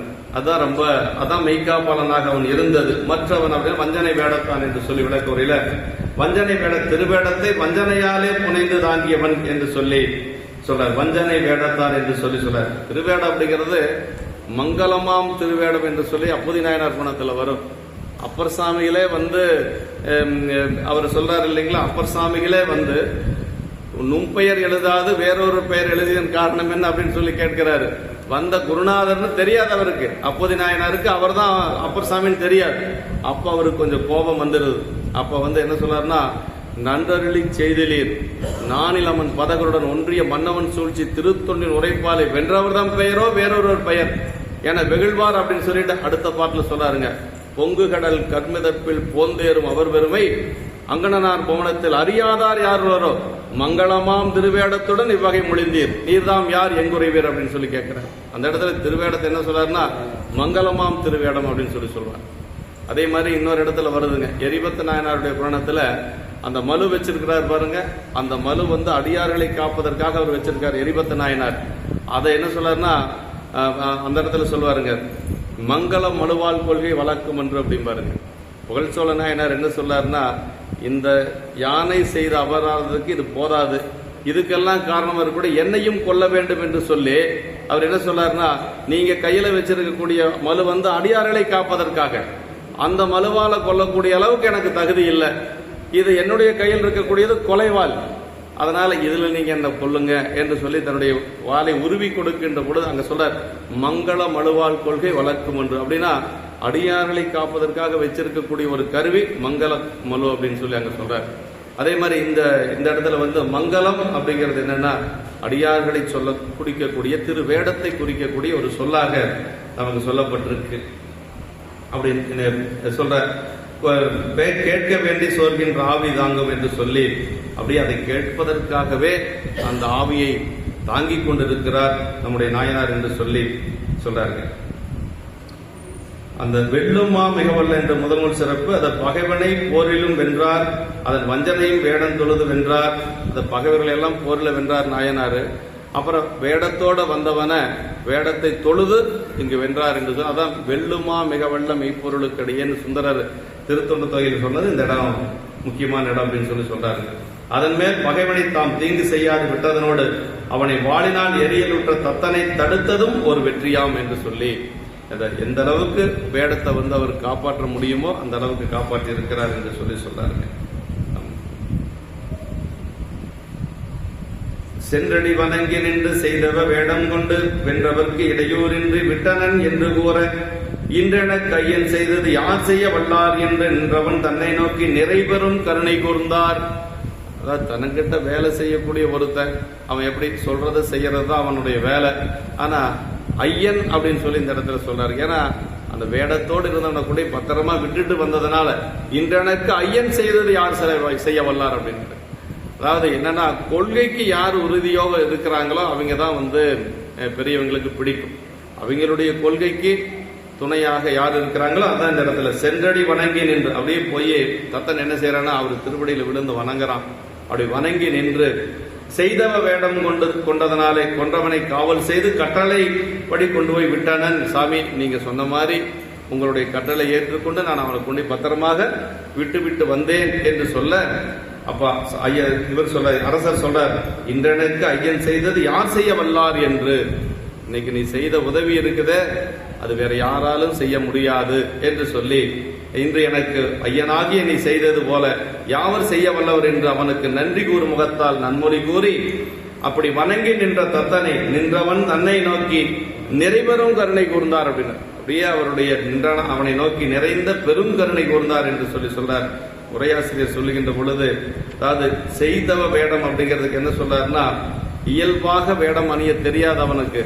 அதனால அவனே வந்து வேடத்தை தரித்து கொண்டான். எங்கெங்க நீர் பூசுறதுன்னு தெரியாது. 16 இடங்கள்ல நீர் பூசணும்னு ஐயா சொல்லி கொடுத்துருக்காங்க. அவன் எங்க போய் படிச்சான்? அதனால என்ன பண்ணிட்டான், திருநீர் உடம்பு பூரம் பூசிட்டான். இந்த மெய்யெல்லாம் நீர் பூசி வேணிகள் முடித்து கட்டி அப்படின்னா திருநீர் எங்க பூசுறதுன்னு தெரிஞ்சாதானே அவன் பூசுவான். அதனால உடம்பு பூரம் பூசிட்டான். அது நமக்கு ஒரு இது இருக்கு இல்லையா, முழுநீர் பூசிய முனிவருக்கு மடியன் என்று சொல்லி. அதனால அந்த அப்படி வேடம் அவனே தரித்து கொண்டவன் என்று சொல்லி சொல்றாருங்க. நாயனார் எடுத்து அடியாரிடத்து வசீகரித்தலை செய்கின்ற திருவேடம். அவன் எப்படியோ திருநீர் பூசியிருந்தா அது சேரமான் பெருமாள் நாயனாரு திருநீரே பூசல. அவன் ஊர் வண்ணான் அப்படியே திருமேனி அந்த மண்ணெல்லாம் பட்டு ஓர்மன் பட்டு மலையில நனைஞ்சு வெயில்ல காஞ்சிருக்கிறான். அப்படி அந்த காட்சி பார்க்கறதுக்கு இவர் எப்படி தெரியுது அப்படின்னா ஒரு திருநீர் பூசிய முனிவர் மாதிரி தெரியுதுங்க. அதுதான் அவர் பட்டத்து யானையில வர்றார். அப்பதான் அரச பதவி ஏற்ற புதிது சின்ன வயசு சேரமான் பெருமானாயர் சின்ன வயசுலயே பட்டத்துக்கு வந்துடுறார். அப்படி பார்த்த உடனே ஒரு பெரிய சிவனடியார் அப்படி வருவாராட்டிருக்கு என்று சொல்லி மேல யானை மேல இருந்து வேகமா கீழே இறங்குறார். அதான் சொல்றார் சேக்கிட பெருமான், சேரர் பெருமான் தொலைக்கண்டு சிந்தை கலங்கி முன்வணங்கி யாரென்று அடியேனை கொண்டது அடியேன் அடி வண்ணான் என்ன அடியேன் அடிச்சேரன் அடியேன் என்றார். திருநீற்று வார வேடம் நினைப்பத்தீர் வருந்தாத ஏகமனம் ஒளிந்தார் அப்படின்னார் சேக்கிழார் பெருமான். அப்படின்னா அதாவது அவன் வந்து பயம் அவனுக்கு. நம்ம ஒரு சாதாரண ஊர் வண்ணா நம்மளை வந்து அரசர் வணங்கினா அவர் ஒன்றும் சொல்ல மாட்டாரு. கூட வரவன் சும்மா இருப்பானா, ஏன்னா உனக்கு எவ்வளவு தூரம் ஆயிடுச்சான்னு எல்லாரும் வந்து பிடிச்சுவான்னு பயந்துட்டானா. இவர் என்ன சொல்லாரு, நீ ஒன்னும் வருத்தப்படாத, திருநீற்று வேடத்தை நினைக்கிறதுக்கு நீ ஒரு கருவியா இருந்த அப்படின்னு சொல்லி தேற்றி அனுப்பினார் என்று சொல்லி சொல்றாருங்க. அதான் அவன் அடி வண்ணான்னு சொன்ன இவர் என்ன சொன்னாரு, அடியேன் அடிச்சேரன் அப்படின்னு சொல்லி சொன்னாரு. திருநீற்று வார வேடம் நினைப்பத்தீர் வருந்தாத ஏகமனம் ஒளிந்தார் அப்படின்னாரு. நம்ம ஐயா சென்னை பையா தான் சொன்னாங்க, தருமபுரியில் ஒரு அரசன் தன்னுடைய பிள்ளைக்கு என்ன பேர் வச்சிருக்கிறார் அப்படின்னா வண்ணானை கும்பிட்டான்னு பேர் வச்சிருக்காருங்களாம். ஐயா சொன்னாருங்க, சேரமான் பெருமான் நாயனார்னு வச்சிருக்கலாங்க, பெருமா கோதையார்னு வச்சிருக்கலாம், களரிட்டு அறிவார்னு கூட வச்சிருக்கலாங்க. 3 பேர் இருக்குது அவருக்கு. ஆனா வண்ணானை கும்பிட்டான்னு தன்னுடைய மகனுக்கு பெயர் வச்சிருக்கிறார். அப்படியெல்லாம் நம்முடைய நாயன்மார்கள் வேடத்தை காப்பாத்திருக்கார். எதுக்காக சொல்றோம்னா நமக்கு முக்கியம் என்னன்னா திரு வேடம் தான் முக்கியம். வேடம் இல்லாத எப்பொழுதும் ஐயாவை நம்ம திருவேடத்தோட பார்க்கலாம். நிறைய பேர் பார்த்தீங்கன்னா உத்தராஜம் போடுறதுக்கே கஷ்டப்படுவாங்க. ஐயா இதுவரைக்கும் நம்ம வேடம் இல்லாத ஐயாவை பார்த்துருக்க முடியாது, வாய்ப்பே இல்லை, எனக்கு தெரிய வாய்ப்பு இல்லை. ஆமா, அது வேடம் தான் ரொம்ப முக்கியங்க.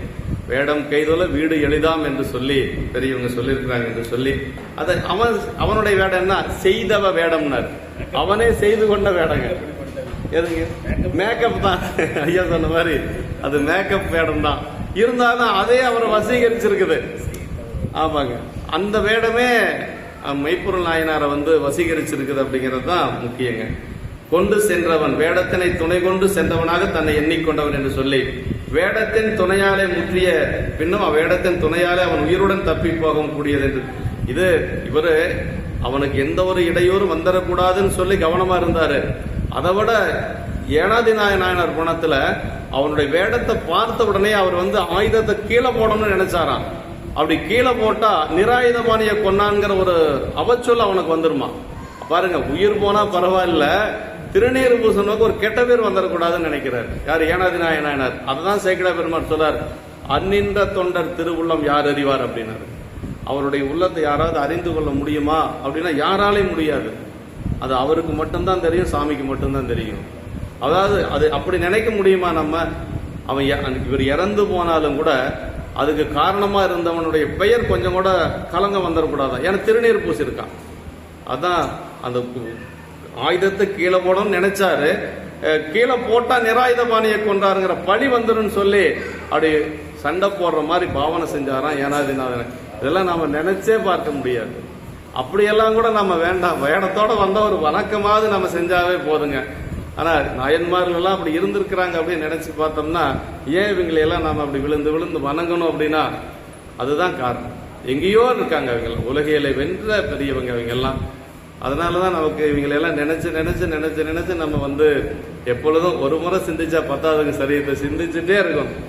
வாழ்நாள் முழுக்க நாயன்மாருடைய திருப்படியை வணங்கி கொண்டு அந்த சரீரத்தை சிந்தித்து கொண்டே இருக்கணுங்கிறது தான் பெரியவங்க நமக்கு சொல்லி கொடுத்திருக்கிறாங்க என்று சொல்லி இப்படி வேடத்தை கொண்டு சென்றவன் என்று சொல்லி சொல்றார். இன்று எனக்கு அப்படின்னா அது இதுவரைக்கும் எத்தனையோ பேர் எனக்கு என்னமோ செஞ்சிருக்கிறாங்க, ஆனா நீ இன்றைக்கு செய்தது போல வேற யாராலும் செய்ய முடியாது என்று சொல்லி சொல்றார். ஐயன் அப்படின்னா பகைவன் என்ற வாளால் எரியலுற்று உன் கருத்துக்கு மாறன பணியை என்று சொற்கடவாது இயற்றினால் இப்பெரியவன் ஆயினை என்று சொல்லி ஐயன் என்றது அவன் தம்பால் செய்து நிறைவேற்றின கடமையின் நன்மைக்காகவும் வேடம் போற்றிய முறைமையை கடைபோக காத்து உதவிக்காக நின்று பாராட்டி அருமைப்பாடும் குறித்தது.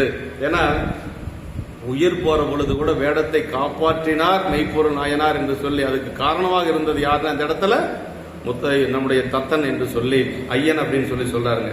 யார் செய்ய வல்லார் அப்படின்னா வேற யாராலும் செய்ய முடியாது என்று சொல்லி சொல்றாரு.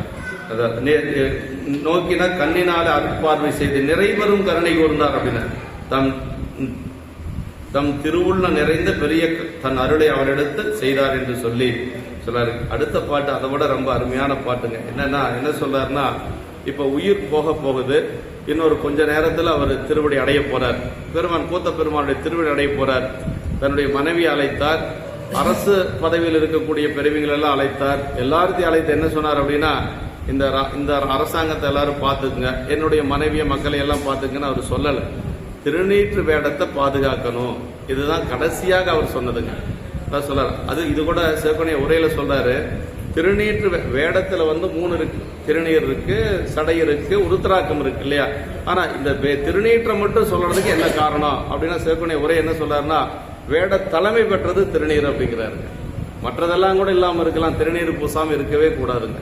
வேடத்தை அதாவது வேடத்துல தலைமை பெற்றது எது அப்படின்னா திருநீர் அப்படின்னு சொல்லி உரையாசிரியர் எழுத போறார்.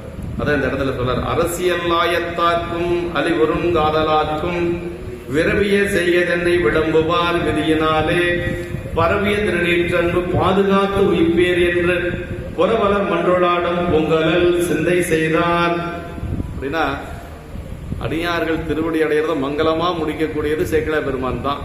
ஆமா, அது இறந்து போயிட்டாருன்னா அல்லது இந்த மாதிரி எல்லாம் வராது பெரிய புராணத்துல. பூங்கலல் சிந்தை செய்தார் அப்படின்னா அவர் கூத்த பெருமானுடைய திருவடிக்கு கீழே இருந்துட்டார். நாவுக்கரசு பெருமான் திருவடி அடைஞ்சு அதை சொல்லுகின்ற பொழுது, மண்முதலாம் உலகேத்த மண்ணு திருத்தாண்டகத்தை புண்ணியா உன்னடிக்கே போதுகின்றேன் என புகன்று நன்னறிய சிவானந்த ஞான வடிவேயாகி அன்னலார் சேவடிக்கேல் ஆண்டாரசு அமர்ந்திருந்தார். அங்கே இது மாதிரி தான் சொல்றாரு. அது அன்னலார் சேவடிக்கேல் ஆண்டாரசு அமர்ந்திருந்தார் அப்படிம்பாரு. எல்லா சரியத்திலையும் அப்படிதான் வருங்க. எந்த இடத்துலயுமே திருவடி அடைந்தார்னு கூட வராது. இந்த இடத்துல அதாவது புறவலர் மன்றுளாடும் பூங்கலல் சிந்தை செய்தார் என்று சொல்லி அப்படி கூத்த பெருமானுடைய திருவடியை சிந்தை செய்து அந்த திருவடி நீழலில் அப்படி இளைப்பாறினார் என்று சொல்றாருங்க. அதாவது தமக்கு பின் அரசியல் நடத்தும் முறைமையில் வரும் இளவரசர், அமைச்சர் முதலியவர்க்கும் தம்மிடத்து காதலால் மனம் வருந்தும் தேவிமார் ஏனை சுற்றத்தார் முதலியோருக்கும் பொருந்திய செய்தியை கூறுவாராகி விதியினாலே பரவப்பட்ட திருநீற்றெடுத்து வைத்த அன்பினையே சோர்வு வாராது பாதுகாத்து உலகிலே கொண்டு செலுத்த கடவீர். எல்லாத்தையும் அழைச்சிதான் சொல்றாருங்க. திருநீற்று அந்த பரவிய திருநீற்றன்பு பாதுகாத்து உய்ப்பீர் அப்படிங்கறத சொல்றாருங்க என்று உறுதிமொழி கட்டளையை கூறியபின் அரசர் திருமன்றிலே அருட்கூத்தாடுகின்ற பூங்கல் அணிந்த எடுத்த திருவடியை சிந்தித்திருந்தனர் என்று சொல்றாருங்க. இதுல ரொம்ப முக்கியமானது என்னன்னா, திருவேடத்தையும் வேடத்தாரையும் காத்து வந்த கொள்கையை கடைபோக செலுத்ததிலே தமது முதல் கடமை என்று சொல்லி வாழ்ந்தவர் நாயனார். திருவேடம், அதே மாதிரி வேடம் அணிந்தவர்கள் இவர்களையே காப்பது. திருவேடத்தின் பின் இரண்டாவதாக தமது அரசுரிமை கடமை வைத்தெண்ணியவராய் அரசியல் ஆயத்தார் அப்படின்னு சொல்லி சொன்னார். அதன் பின்னர் தம்பால் காதலுடைய உடல் தொடர்புடைய மனைவி மக்கள் எல்லாத்தையும் அழைத்தார். சமயத்து முதலில் நாயனார் அருநோக்கத்தில் இலங்காயினும் தத்தன் என்று முன்பாட்டில் கூறிய ஆசிரியர் பாட்டில் அரசியல் ஆயத்தாரை அதை அடுத்தும் விரவிய காதலாரை அதற்கடுத்தும் வைத்து ஓதினார். அதில் என்ன சொல்றாருன்னா, முதல்ல அடியார் பணி, அப்புறம் அரசியலாகிய நாட்டின் காரியம், அதற்கு பிறகு குடும்ப பொருள், இறுதியிலும் வைக்கப்பாளன் என்பது ஆசிரியர் கருத்து என்று சொல்லி முதல்ல அடியார் பணி, அப்புறம் என்ன சொல்றாரு, அரசியல் பணி, அதற்கு பிறகு குடும்பம், அதற்கு பிறகுதான் இறுதியாக வைக்கப்பாளது குடும்பம் தான் என்று சொல்லி சொல்றார். அரசியல் ஆயத்தாரும் காதலாரும் கொண்டு ஒழுகும்படி அரசர் பணித்ததும் தம் கொள்கையாகிய வேடமே சிந்தித்த ஒன்றே என்று சொல்லி, அத அரசியல் ஆயத்தார்களும் சரி குடும்பத்தார்களும் சரி இறுதியாக அரசர் என்ன சொன்னார் அப்படின்னா, தன்னுடைய கொள்கையாகிய திருவேடத்தை அந்த திருநீற்று அன்பை பாதுகாக்க வேண்டும் என்று சொல்லியிருக்கிறார். அடியார் பணி தான் நாயனார் நம்ம பெரிய புராணத்தில் மூணா பிரிக்கலாம். இறைவனுக்கு தொண்டு செய்தவர்கள் நம்முடைய கண்ணப்ப நாயனார், சண்டீஸ்வர நாயனார், புகழ்துணை நாயனார், இப்படி எல்லாம் நிறைய இருக்கிறாங்க. அடியாருக்கு தொண்டு செய்தவர்கள் இளையான்குடி மாற நாயனார், இயற்பகை நாயனார், மெய்ப்பொருள் நாயனார், இப்படி அதே மாதிரி 2 தொண்டு செய்தவர்கள் குளச்சிறை நாயனார், இவரு 2 தொண்டு செய்திருக்கிறார். இப்படி இறைவனுக்கு தொண்டு செய்தவர்கள், அடியாருக்கு தொண்டு செய்தவர்கள், 2 தொண்டு செய்தவர்கள், இப்படி மூணா பிரிக்கலாம். நிறைய நாயன்மார்கள் நமக்கு 2 தொண்டு செய்திருக்கிறாங்க. அதுல நமக்கு முக்கியமாக வைத்து பேசப்படுவது என்னன்னா, இறைவனுக்கு யாரு வேணாலும் தொண்டு செய்யலாம், ஆனா அடியார் தொண்டு செய்யறது அப்படிங்கிறது பக்குவம் வேணுங்க. அதான் ரொம்ப முக்கியம். நமக்கு அரசியல் ஆயத்தார், அரசியலை செலுத்தக்கூடிய அந்த அரசாங்கத்தில் இருக்கக்கூடியவர்கள், அழிவரும் காதலர்னா தம் எடுத்து வைத்த அன்பினாலே தம் நிலை கழித்து தலைவரை பிரிய நேரிடுகிறதே என்று கவலைப்பட்டு அழியக்கூடிய தேவிமார் முதலானவர் என்று சொல்றார். விதியினாலே அப்படிங்கிறது இங்க நிகழ்ந்த செய்தி விதியின் காரணமாய் விளைந்தது. விதி அப்படிங்கிறது என்னன்னா, இந்த இடத்துல திருவேடத்தை அரணென தொழுக, ஆலயம் தானும் அரணென தொழுகை என்று சொல்லக்கூடிய திருவேடத்தையும் ஆலயத்தையும் சிவபெருமானாகவே தொழ வேண்டும் என்று சொல்லி அந்த விதி, அந்த விதியினாலே என்று சொல்லி இந்த பாட்டில் சொல்லாருங்க. அப்படி திருவேடத்தை அரணென தொழுகை என்று ஆகம் விதித்த விதி என்று சொல்லி விதியினாலே பரவி என்று கூட்டி விதிப்படி இதுவரை நான் அவர் போற்றி வந்த அந்த திருநீற்று நெறியையும் அவர்கள் காக்க வேண்டும் என்று சொல்லி சொன்னார். திருநீற்றன்பு பாதுகாத்து உய்ப்பீர், திருநீரும் ஏனை திருவேடம் என்பவற்றில் வைத்த அன்பின் ஒழுக்கத்தை சோர்விடாமல் காத்து உலகத்திற்கு செலுத்தி வருவீர்களாக என்று சொல்லி, இதுவே இந்த முடிவரும் நிலையில் நான் உங்களுக்கு சொல்லத்தக்க உறுதி பொருள் என்று சொல்லி நாயனார் கடைசியா திருநீற்று தான் சொல்லியிருக்கிறாருங்க. சொல்றாருங்க, வேட தலைமை பெற்ற நீட்டினை சொல்லவே ஏனைய வேடங்களும் உடன்கொள்ள பெறும் அப்படின்ட்டாருங்க.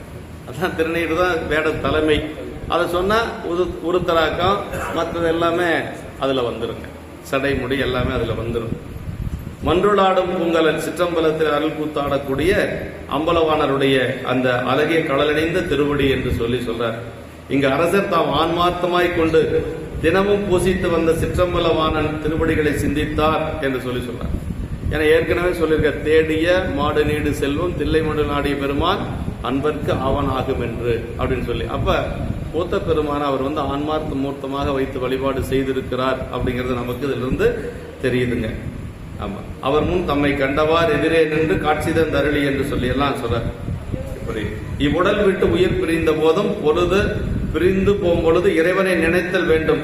சாமுகாலத்து வரும் என்னப்படி வரும் பின்னர் ஆகின்றார் என்பர் என்று சொல்லி ஒருவர் உயிர் பிரிகின்ற பொழுது எந்த நிலையில் இருக்கிறாங்களோ அந்த நிலையத்தான் அடைவார்கள். ஏன்னா இது பல இடங்களில் நம்ம பார்க்கலாம். அதாவது உயிர் பிரிகின்ற பொழுது ஒரு ஆன்மா எதை பற்றி நிற்கிறதோ அதுவாகத்தான் ஆகும் அப்படிங்கிறது. சிவத்தை பற்றி நின்றால் சிவமாம் தன்மை, உலகியலை பற்றி நின்றால் மீண்டும் அது பிறப்புக்குத்தான் போகுங்க. நம்ம சென்னிப்பையா ஒரு முறை சித்தாந்த வகுப்புல சொன்னாங்க. என்ன சொன்னாங்கன்னா, ஒருத்தர் எந்த ஒரு செவ்வுன்னையுமே செய்யலையா. அப்புறம் கடைசியா எல்லாம் சொன்னாங்களாம், ஏன்டா நீ எது வரைக்கும் எதுவுமே செய்யல, உன்னோட உயிர் கொஞ்ச நேரத்தில் போக போகுது, இந்த நமச்சிவாயத்தையாவது சொல்றா அப்படின்னு சொல்லி சொன்னாங்களாம். நமச்சிவாயமாவது சொல்லு, கடைசி காலத்துல ஒரு புண்ணியமா இருக்கு அப்படின்னு சொன்னா அவன் சொன்னான் அது சொல்லக்கூடாது, இருந்தாலும் ஐயா சொன்னதை சொல்றேன், அந்த கருமாந்திரம் வாயிலேயே வரமாட்டேங்குதுன்னு சொன்னானாம அப்படியே செத்து போயிட்டாங்க. அதை சொல்லக்கூடிய அளவு கூட அவனுக்கு புண்ணியம் இல்லைங்க. அப்படின்னா அஞ்செழுத்தை சொல்றது அப்படின்னா பழக்கம் இருக்கணும், தீக்க வாங்கி வழிபாடு முறையை செஞ்சாதான் அந்த நேரத்தில் வரும். உயிர் பிரிகின்ற பொழுது துஞ்சும் போது உன் நாமத்து எழுத்தஞ்சும் என்னாவில் அப்படின்னாரு. உயிர் போற பொழுது அந்த அஞ்செழுத்து நினைவுக்கு வருது அப்படின்னா ரொம்ப அதுக்கு வந்து பக்குவம் வேணும். அப்படி வந்தது அப்படின்னா அவங்க எங்க இருப்பாங்க? பெருமான் திருவடியில தான் இருப்பாங்க. இப்ப நாயனாருக்கு எப்படின்னா உயிர் பிரிகின்ற பொழுது கூட திரு வேடம் சிந்தையில் இருந்தது. அதே மாதிரி அடியாரை வந்து பத்திரமா கொண்டு போய் விட்டுட்டு வரணும். அவன் அடியாரே இல்லை, இருந்தாலும் வேடம் அணிந்தவனை கொண்டு போய் விட்டுட்டு வர வரைக்கும் அந்த ஆவி சோறாமல் காத்து கொண்டு இருந்தார் அப்படிங்கறதான் பெரிய சிறப்பு. நம்ம எப்ப நம்மளுடைய ஆன்மா கடைசியா என்ன நினைக்கிறதோ அதுதான் நமக்கு நடக்கும் அப்படின்னு சொல்லி நமக்கு பெரியவங்க சொல்றாங்க. ஐயா வந்து ஒரு முறை வகுப்புல சொன்னாங்க. வகுப்புல தியாகராஜையா, அடியன் குமரலிங்க எல்லாருமே தான் இருந்தோம். நமச்சிவாயன்னு சொல்றாங்கன்னா முடியல, அவனால சொல்ல முடியல, அது கூட சொல்ல முடியல. பெரிய இது பற்றியே ஒருவன் இறக்கும் காலத்து சூழலிருப்பவர் சிந்தனை முகத்தில் தேக்கி அழுதல் முதலிய செய்யாது தேவார திருவாசம் முதலிய அற்பாக்களை ஓதிக்கொண்டிருத்தல் வேண்டும் என்று பெரியவர் கூறுவது. இது ரொம்ப முக்கியம்.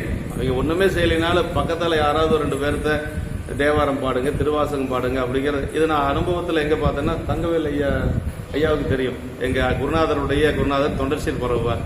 அவருடைய துணைவியார் மருத்துவமனையில் இருக்கிற பொழுது அடியன் போயிருந்தேன். எங்க ஐயா அப்புறம் தனாம்மா, மீனாட்சி அம்மா எல்லாம் வந்திருந்தாங்க. மீனாட்சி அம்மா கூட வந்திருந்தாங்க. அம்மா என்ன சொன்னாங்க அப்படின்னா, புள்ளைன்னு தான் அவங்க எல்லாம் சின்ன குழந்தையில இருந்து அவங்க எல்லாம் பாருங்க, ஏப்பல இந்த யாத்திரை பத்து பாடுமா அப்படின்னாங்க.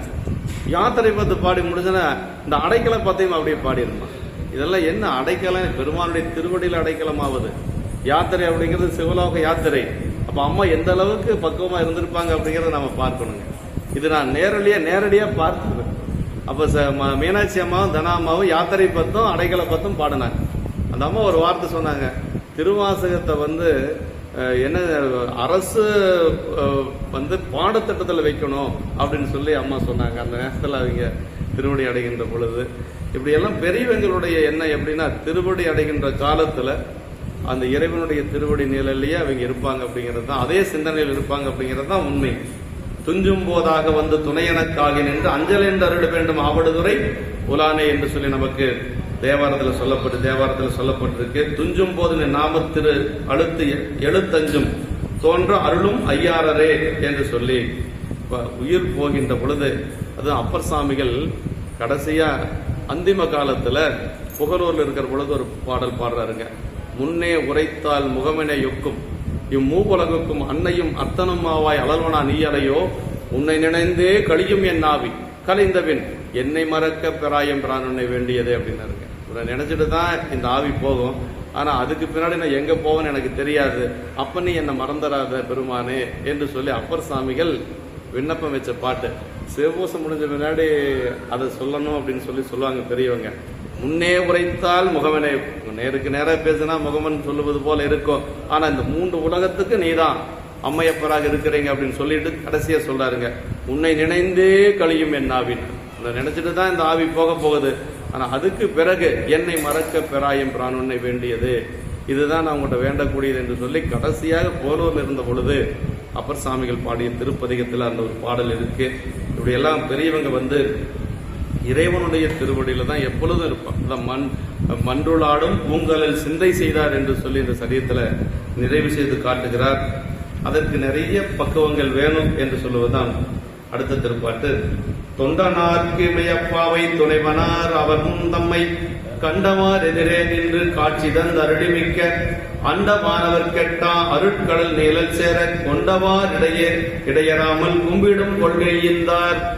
அப்படியே எப்பொழுதும் பெருமானுடைய திருவடியை கும்பிட்டுக் கொண்டிருக்கக்கூடிய அந்த நிலையை பெருமான் கொடுத்திருக்கிறார். இமயப்பாவை துணைவனார் என்று சொல்லி சிந்தை செய்த தொண்டனாருக்கு பார்வதி அம்மையார் கொடுநராக சிவபெருமான் அவர் முன் பன்னாலும் தம்மை கருத்தினில் வைத்துக் கொண்டிருந்த வண்ணமே வெளிப்பட அவர் எப்படி மனசுல நினைச்சிருந்தாரோ அதே மாதிரி இறைவன் உமையம்மையோடு காட்சி கொடுத்து அவர் அருள் செய்திருக்கிறார். அவர் எதிரிலே காட்சி கொடுத்து அருள் புரிந்து மிகுந்த தேவர்களுக்கு எட்டாத தமது அருளாகிய அந்த சீபாத நீழல் சேரும்படி அருள் கொடுத்து இடையறாமல் கும்பிட்டிருக்கும் பேற்றினையும் ஈந்தருளினார். அப்படி இடையறாது பெருமானுடைய திருவடியை கும்பிட்டு இருக்கக்கூடிய அந்த பெருமை ஒரு பேற்றை இறைவன் கொடுத்தார் என்று சொன்னார். தொண்டனாருக்கு இமையப்பாவை, தொண்டனார்னா இறைவனது தொண்டனாராகவே தம்மை வைத்து சிந்தை செய்தார். ஆதலின் சொல்றார்கள். அவர் அரசராக இருந்தாலும் புரவலராக இருந்தாலும் தொண்டனார் என்பதுதான் அவருக்கு இருக்கக்கூடிய பெரிய ஒரு தகுதிப்பாடு என்று சொன்னார். அவன் தொண்டனார் என்பதற்கேற்ப இறைவன் கடல் நீழலிலே இடையறாமல் கும்பிடும் கொள்கை இருந்ததும் காண்க என்று சொல்லி அது அவர் தொண்டனார் அப்படிங்கிறனால எப்பொழுதும் பெருமானுடைய திருவடியை சிந்தை செய்து கொண்டிருக்கக்கூடிய அந்த நிலையில அவர் பெருமான் திருவடி அடைய பெற்றிருக்கிறார் என்று சொல்லி அம்மா பெருமான் சிவகாம வள்ளியாருடன் வெளிப்பட்டு வந்த காட்சியினை விரித்தவர். பூத்த பெருமான் என்ன செஞ்சார்னா உமையம்மை சிவகாம சுந்தரியோடு அவருக்கு காட்சி கொடுத்திருக்கிறார். முன்னர் பன்னாலும் சிந்தித்தும் வந்தித்தும் அகத்தை கண்டிருந்தபடி தில்லையம்பலமானரையே ஆன்மார்த்த நாயகராக வழிபட்டு வந்தவர் நாயனார். அவரே அம்மையாருடன் எழுந்தருளி காட்சி தந்தார். இடப வாகனம் கூறிட்டு இந்த இடத்துல இடப வாகனம் சொல்லல. என கூத்த பெருமான் இடப வாகனத்தில் வரதில்லை. உமையம்மையோடு மன்றில் நின்று ஆடக்கூடியவர் தான் கூத்த பெருமான். அதனால இந்த இடத்துல இடப வாகனத்துல இடப காட்சி சொல்லப்படல. எதிரே நின்று காட்சி தந்தருளி என்று சொல்லி முன் உள்ள புண்டரகத்திலிருந்து காட்சி முதல்ல உள்ளுக்குள்ள அந்த உள்ள தாமரையில பெருமான் காட்சி கொடுத்தார்.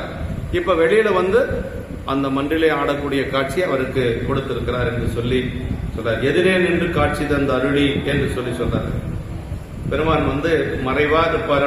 பிறகில் தீயனன் பாலில் படுங்கை போல மறைய நின்றுடன் மாமணி சோதியார் அதை உறவுகோல் நட்டு உணர்வு கயிற்றினால் முருக வாங்கி கடைய முன் நிற்குமே என்று சொல்லி பெருமான் மறைந்துதான் இருப்பாரு. எது வரைக்கும் மறைந்திருப்பார் அப்படின்னா அந்த ஆன்மாவுக்கு பக்குவம் வருகின்ற வரைக்கும் மறைந்திருப்பார். பக்குவம் வந்ததுக்கு பிறகு அவரே நேரில் நமக்கு காட்சி கொடுப்பார். அது சைவ சித்தாந்தப்படி எப்படின்னா குருநாதராகத்தான் காட்சி கொடுப்பார். மும்மல ஆன்மாக்களுக்கு ஒருமல ஆன்மாக்களுக்கு இறைவன் உள்ளின்று உணர்த்துவார். நல்லா கவனிக்கணும். விஞ்ஞானகல ஆன்மாக்களுக்கு இறைவன் அறிவுக்கறிவாக இருந்து உணர்த்துவார். அப்புறம் பிரளயாகல ஆன்மாக்களுக்கு இறைவன் எப்படி இருப்பார்னா மான்மலுவோடு திருநீலகண்டத்தோடு அருள் செய்வான். ஆனா சகல ஆன்மாக்களுக்கு இறைவன் எப்படி வருவார்னா மானுட சட்டை தாங்கி தான் வருவார். மானை காட்டி மானை பிடித்தல் அப்படிங்கிற ஒரு யுக்தி. இறைவன் நமக்கு அப்படி மான்மலுவோடு திருநீலகண்டத்தோட வந்தா நம்மளுடைய ஆன்மா நம்ம அதை தாங்கிக் கொள்ள முடியாது. இறைவன் நமக்கு எப்படி வருவார் அப்படின்னா இந்த மாதிரி ஒரு அருட்கோலத்தோட தான் நமக்கு நம்மை போலவே ஒரு உருவம் தாங்கி நமக்கு அருள் செய்வான் என்று சொல்லி சைவ சித்தாந்தம் அதான் சொல்லுது. அது திருவருட்பயன்ல அருள் ஒரு நிலை அப்படிங்கிறது ஒன்று இருக்கு. 5வது அதிகரணம். அருளது நிலை அப்படிங்கிறது 4வது அதிகரணம். இறைவனுடைய திருவருளை பற்றி சிந்திப்பது அருளது நிலை. அந்த அருளே உருவம் எடுத்து வருவது அருள் உருநிலை 5வது அதிகரணம். 5வது அதிகரணத்துல தான் பெருமான் குருநாதராகவே வர்றார் அப்படிங்கறது நமக்கு உமாவதி சிவாச்சாரியர் 10 பாடல்கள்ல பாடியிருக்கிறார். அப்படி குருநாதர் நமக்கு இதுவரைக்கும் உள்ளுக்குள் இருந்த பெருமான் குருநாதராக நமக்கு வெளியில வர்றார். அப்படி வந்ததுக்கு பிறகு நமக்கு உபதேசம் பண்றதுனால அந்த ஆன்மை என்ன ஆகுதுன்னா 6வது அதிகாரம் அறியும் நெறி அப்படின்னாரு. அப்பதான் நமக்கு உண்மை பொருளையே நம்ம அறிய முடியும் குருநாதரை உணர்த்துகின்ற பொழுது. அப்புறம் அறிந்ததுக்கு பிறகு அறியும் நெறிக்கு பிறகு உயிர் விளக்கம் 7வது அதிகாரம். உயிர் விளக்கம் பெறும். அந்த உயிர் விளக்கம் பெற்றதுக்கு பிறகு என்ன ஆகுன்னா இன்புற நிலை அடையும் அந்த ஆன்மா. இன்புற நிலை என்று சொல்வது பெருமானுடைய திருவருள் இன்பத்தில் அப்படியே ஆழ்ந்து இருக்கக்கூடிய நிலை. சரி, இன்புற நிலை கிடைச்சிருச்சு, அது நம்மளுக்கு இருக்குமா போயிருமா? வையாபுரியார் அதெல்லாம் ரொம்ப விரிவே எழுதியிருக்கிறார். அந்த இன்புற நிலை தான் திருவருட்பயனுடைய தலைப்பு. என்னன்னா திருவருளும் அதன் பயனும். திருவருளை பற்றி சொல்வது 4வது அதிகரணம். அதனுடைய பயன் என்ன அப்படின்னா இன்புற நிலை 8வது அதிகரணம். சரி, இன்புறு நிலை நமக்கு கிடைச்சு, குருநாதர் வந்து உபதேசம் செய்து ஆன்மா விளக்கம் அடைந்து இன்புறு நிலை கிடைச்சிருச்சு. அந்த இன்புறு நிலை இருக்குமா, கொஞ்ச நாள்ல போயிருமா? அது போகாம இருக்கிறதுக்கு என்ன செய்யறது அப்படின்னா, 9வது அதிகரணம் அஞ்செழுத்து அருள் நிலை, 5 எழுத்து அஞ்செழுத்தை சொல்லணும். அப்புறம் என்ன சொன்னார்? அணைந்தோர் தன்மை 10வது அதிகரணம். இது 2 தான் உபாயம். இறைவனுடைய திருவருள் நமக்கு ஒரு ஆன்மாவுக்கு வாய்க்க பெற்றால் அந்த ஆன்மாவை விட்டு மீண்டும் வெளியில போகாம இருக்கிறதுக்கு 2 வழிதான் இருக்கு. ஒன்று 5 எழுத்தை சொல்லுவது, இன்னொன்று அடியார்கள் திருக்கூட்டத்தோடு இருப்பது. இதுதான் நமக்கு 9, 10ஆக வைக்கப்பட்டிருக்கு திருவருட்பயன்ல. அருமையான நூல் திருவருட்பயன். நமக்கு ரொம்ப புரிகிற மாதிரி உரை எழுதியிருக்கிறார் நம்முடைய ஆசிரியர் ஐயா சென்னை பையா. ரொம்ப ரொம்ப விரிவான உரை யாரு எழுதியிருக்கிறார் அப்படின்னா வையாபுரியார் எழுதியிருக்கிறார். ரொம்ப ரொம்ப அருமையான உரை. அந்த மாதிரி ஒரு உரை இதுவரைக்கும் அடியன் படித்ததே இல்லைங்க. பூரா பெரிய புராணத்திலிருந்தே மேற்கோள் எடுத்திருப்பார். அவர் இந்த அதிகரண தொகுப்புன்னு சொல்லி எழுதியிருக்கார். அதுல எந்தெந்த அதிகரணம் எப்படி சிந்திக்கணும் அப்படிங்கிறது இருக்கு. அதுல தான் வருது. 4லிருந்து திருவருள், குருநாதர், அறியும் நெறி, உயிர் விளக்கம், இன்புறு நிலை, அப்புறம் 5 எழுத்து அருள்நிலை, அணைந்தோர் தன்மை. இப்படிதான் நம்ம அந்த நூலை சிந்திக்கணும். வையாபுரியார் ரொம்ப விளக்கம் அதை தொகுத்து எழுதியிருக்கார். அதிகரண தொகுப்புன்னு சொல்லி 10 பாட்டுல என்ன சொல்லப்பட்டிருக்கு அப்படிங்கறத அவர் எழுதியிருக்கார். எதுக்காக சொல்ல வர அப்படின்னா, மும்மல ஆன்மாக்களுக்கு இறைவன் எப்படி வருவார்னா குருநாதராகத்தான் வருவார். இதை நம்ம மனசுல வச்சுக்கணும் என்று சொல்லி, இப்படி பெருமான் கும்பிடும் கொள்கை ஈந்தார் என்று சொல்லி அப்படியே தொண்டனார் அப்படின்னு சொல்லி சொன்னார். இறைவனது தொண்டனாராகவே இருந்தார். தொண்டராக இருந்ததுனாலதான் பெருமான் திருவடி எளிதாக கிடைத்தது என்று சொல்லி, அப்படி எதிரே நின்று காட்சி தந்தருளி முன் உள்ள இதுவரைக்கும் உள்ள புண்டரீகத்துல அப்படி உள்ள தாமரையில இருந்து காட்சி கொடுத்த பெருமான் இப்பொழுது எதிரிலே காட்சி கொடுக்கிறார் என்று சொல்லி சொல்றாருங்க. மிக்க அண்டமானர்கள் கேட்ட அருட்கலல் என்று சொல்லி, அதாவது தேவர்களுக்கெல்லாம் கிடைக்காத ஒரு பெரிய திருவருள் நம்முடைய நாயனாருக்கு கிடைத்திருக்கிறது என்று சொல்லி, ஆரேனும் தன்னடியாருக்கு அணியான் தன்னை அமரர்களுக்கு அறிவறிய அளவிலான என்று சொல்லி திருத்தாண்டகத்தில் அப்பர்சாமி சொல்லாரு. ஆரேனும் தன்னடியாருக்கு அணியான் தன்னை, அடியார்களா இருந்த பெருமான் ரொம்ப அப்படி அணுக்கமா அருள் செய்வானா. ஆனா எப்படிப்பட்ட பெருமான்? தேவர்கள் எல்லாம் அறிந்து கொள்ளக்கூட முடியாத சிவபெருமான் என்று சொல்லி சொல்றாரு. கலல் நிழல், திருவடி வியாபகத்தை நிறைவே நிழல் என்று சொல்லி சொல்லப்படுவது. இப்படி அந்த திருவடியிலே அதனை சிந்தித்தார், அதில் இறைவன் அதனையே அவர் சேர கொண்டார் என்று சொல்லி சொல்றாரு. இடையறாமல் கும்பிடும் கொள்கை அப்படின்னு என்னன்னா, இது சைவ சித்தாந்தத்தின்படி முக்தி இலக்கணம். அதுனா அத முக்தியில 4 வகையான முக்தி சொல்லப்படும் சைவ சித்தாந்தத்துல. ஒன்று அதாவது சாலோகம், இன்னொன்று சாமீபம், அப்புறம் சாரூபம், சாயுச்சியம். திரும்பி வராத முக்தி என்ன அப்படின்னா சாயுச்சிய முக்தி தான். நாயன்மார்கள்லாம் அடைந்தது என்னன்னா சாயுச்சிய முக்தி.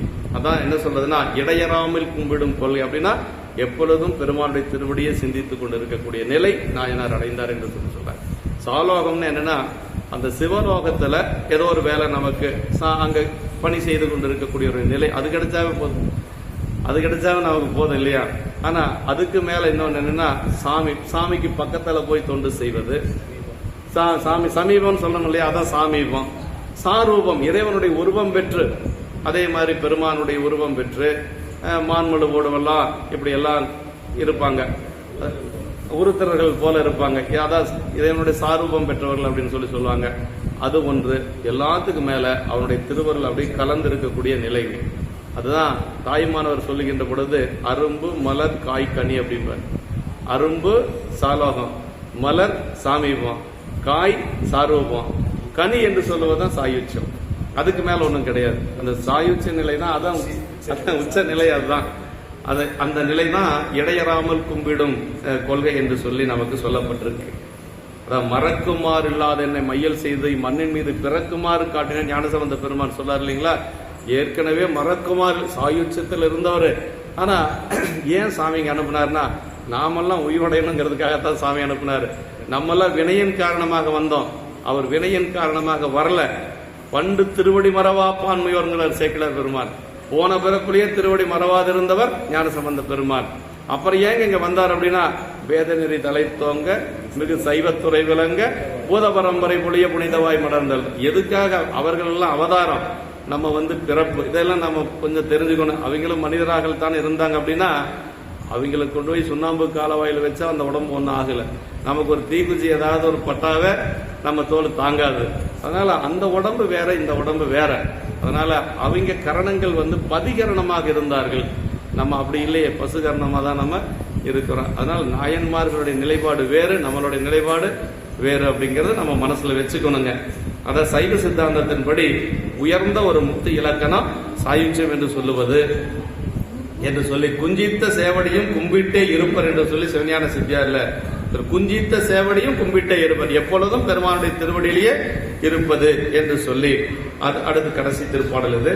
இன்னுயிர் செகுக்க கண்டும் எம்பிரான் அன்பர் என்றே நன்னெறி காத்த சேதி நாதனார் பெருமை தன்னில் என்னுரை செய்தேனாக இகழ் விரல் மிண்டர் பொற்றால் சென்னிவை தவர் முன் செய்த திருத்தொண்டு செப்பலுற்றேன்.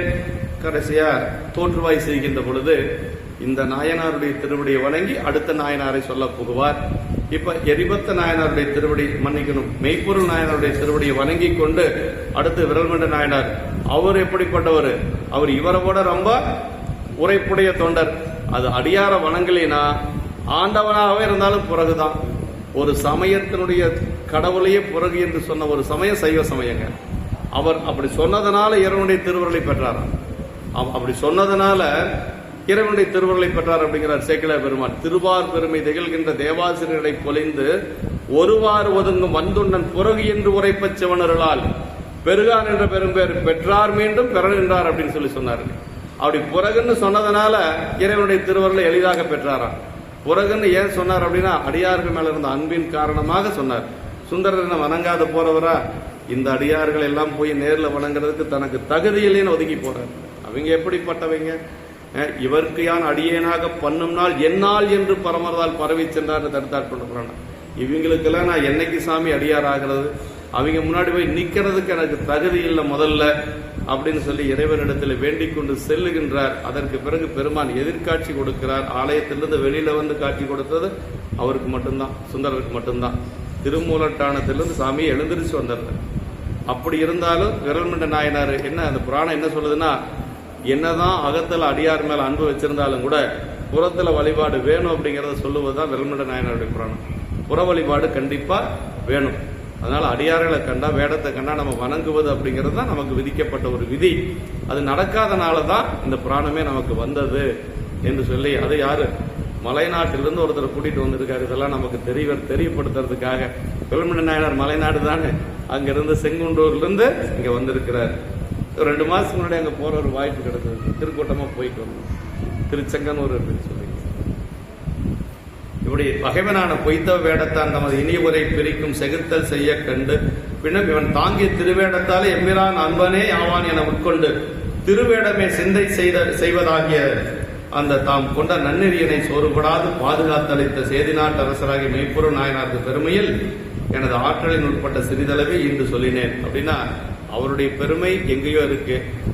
நான் சொன்னது ரொம்ப ரொம்ப குறைவு. ஏன்னா பாயிரத்திலேயே சொல்லிடுறாருங்க, அளவில்லாத பெருமையராகிய அளவில்லா அடியார் பெருமை கூறுகிறேன், அளவில் ஆசை துறப்பு அறைகுவேன் அப்படின்னாருங்க.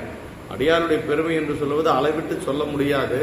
ஆனா நான் சொல்லுவது அப்படிங்கிறது ரொம்ப ரொம்ப குறைவு. எனக்கு ஒரு ஆசை சொல்லணும்னு அது என்னை துரத்துது, அதனால நான் சொல்றேன் அப்படின்னு சொல்லி சேக்கிழார் பெருமான் நமக்கு சொல்வார். அது மாதிரி இந்த இடத்துல அவருடைய பெருமை என்று சொல்லுவது ரொம்ப உயர்ந்தது. ஏதோ ஓரளவுக்கு சொல்லியிருக்கிறேன் என்று சொல்லி இந்த இடத்துல விரல்மண்ட நாயனாருடைய புராணத்தை நிறைவு செய்து காட்டுகின்றார். அவர் பொற்றால் சென்னி வைத்து அந்த நாயனார் திருவடிகளை தலைமையில் சூடி அதனுடைய துணை கொண்டு இகழ் விரல்மண்டன் முன் செய்த திருத்தொண்டு செப்பலுற்றேன் என்று சொல்லி அந்த விரல்மண்ட நாயனார் முன்னே செய்த திருத்தொண்டின் வரலாற்றையும் பண்பையும் சொல்ல துணிகின்றேன் என்று சொல்லி சொல்றார். அப்படின்னா அதாவது இறைவனே புறகுன்னு சொன்னார் இல்லைங்களா விரல்மண்டர்.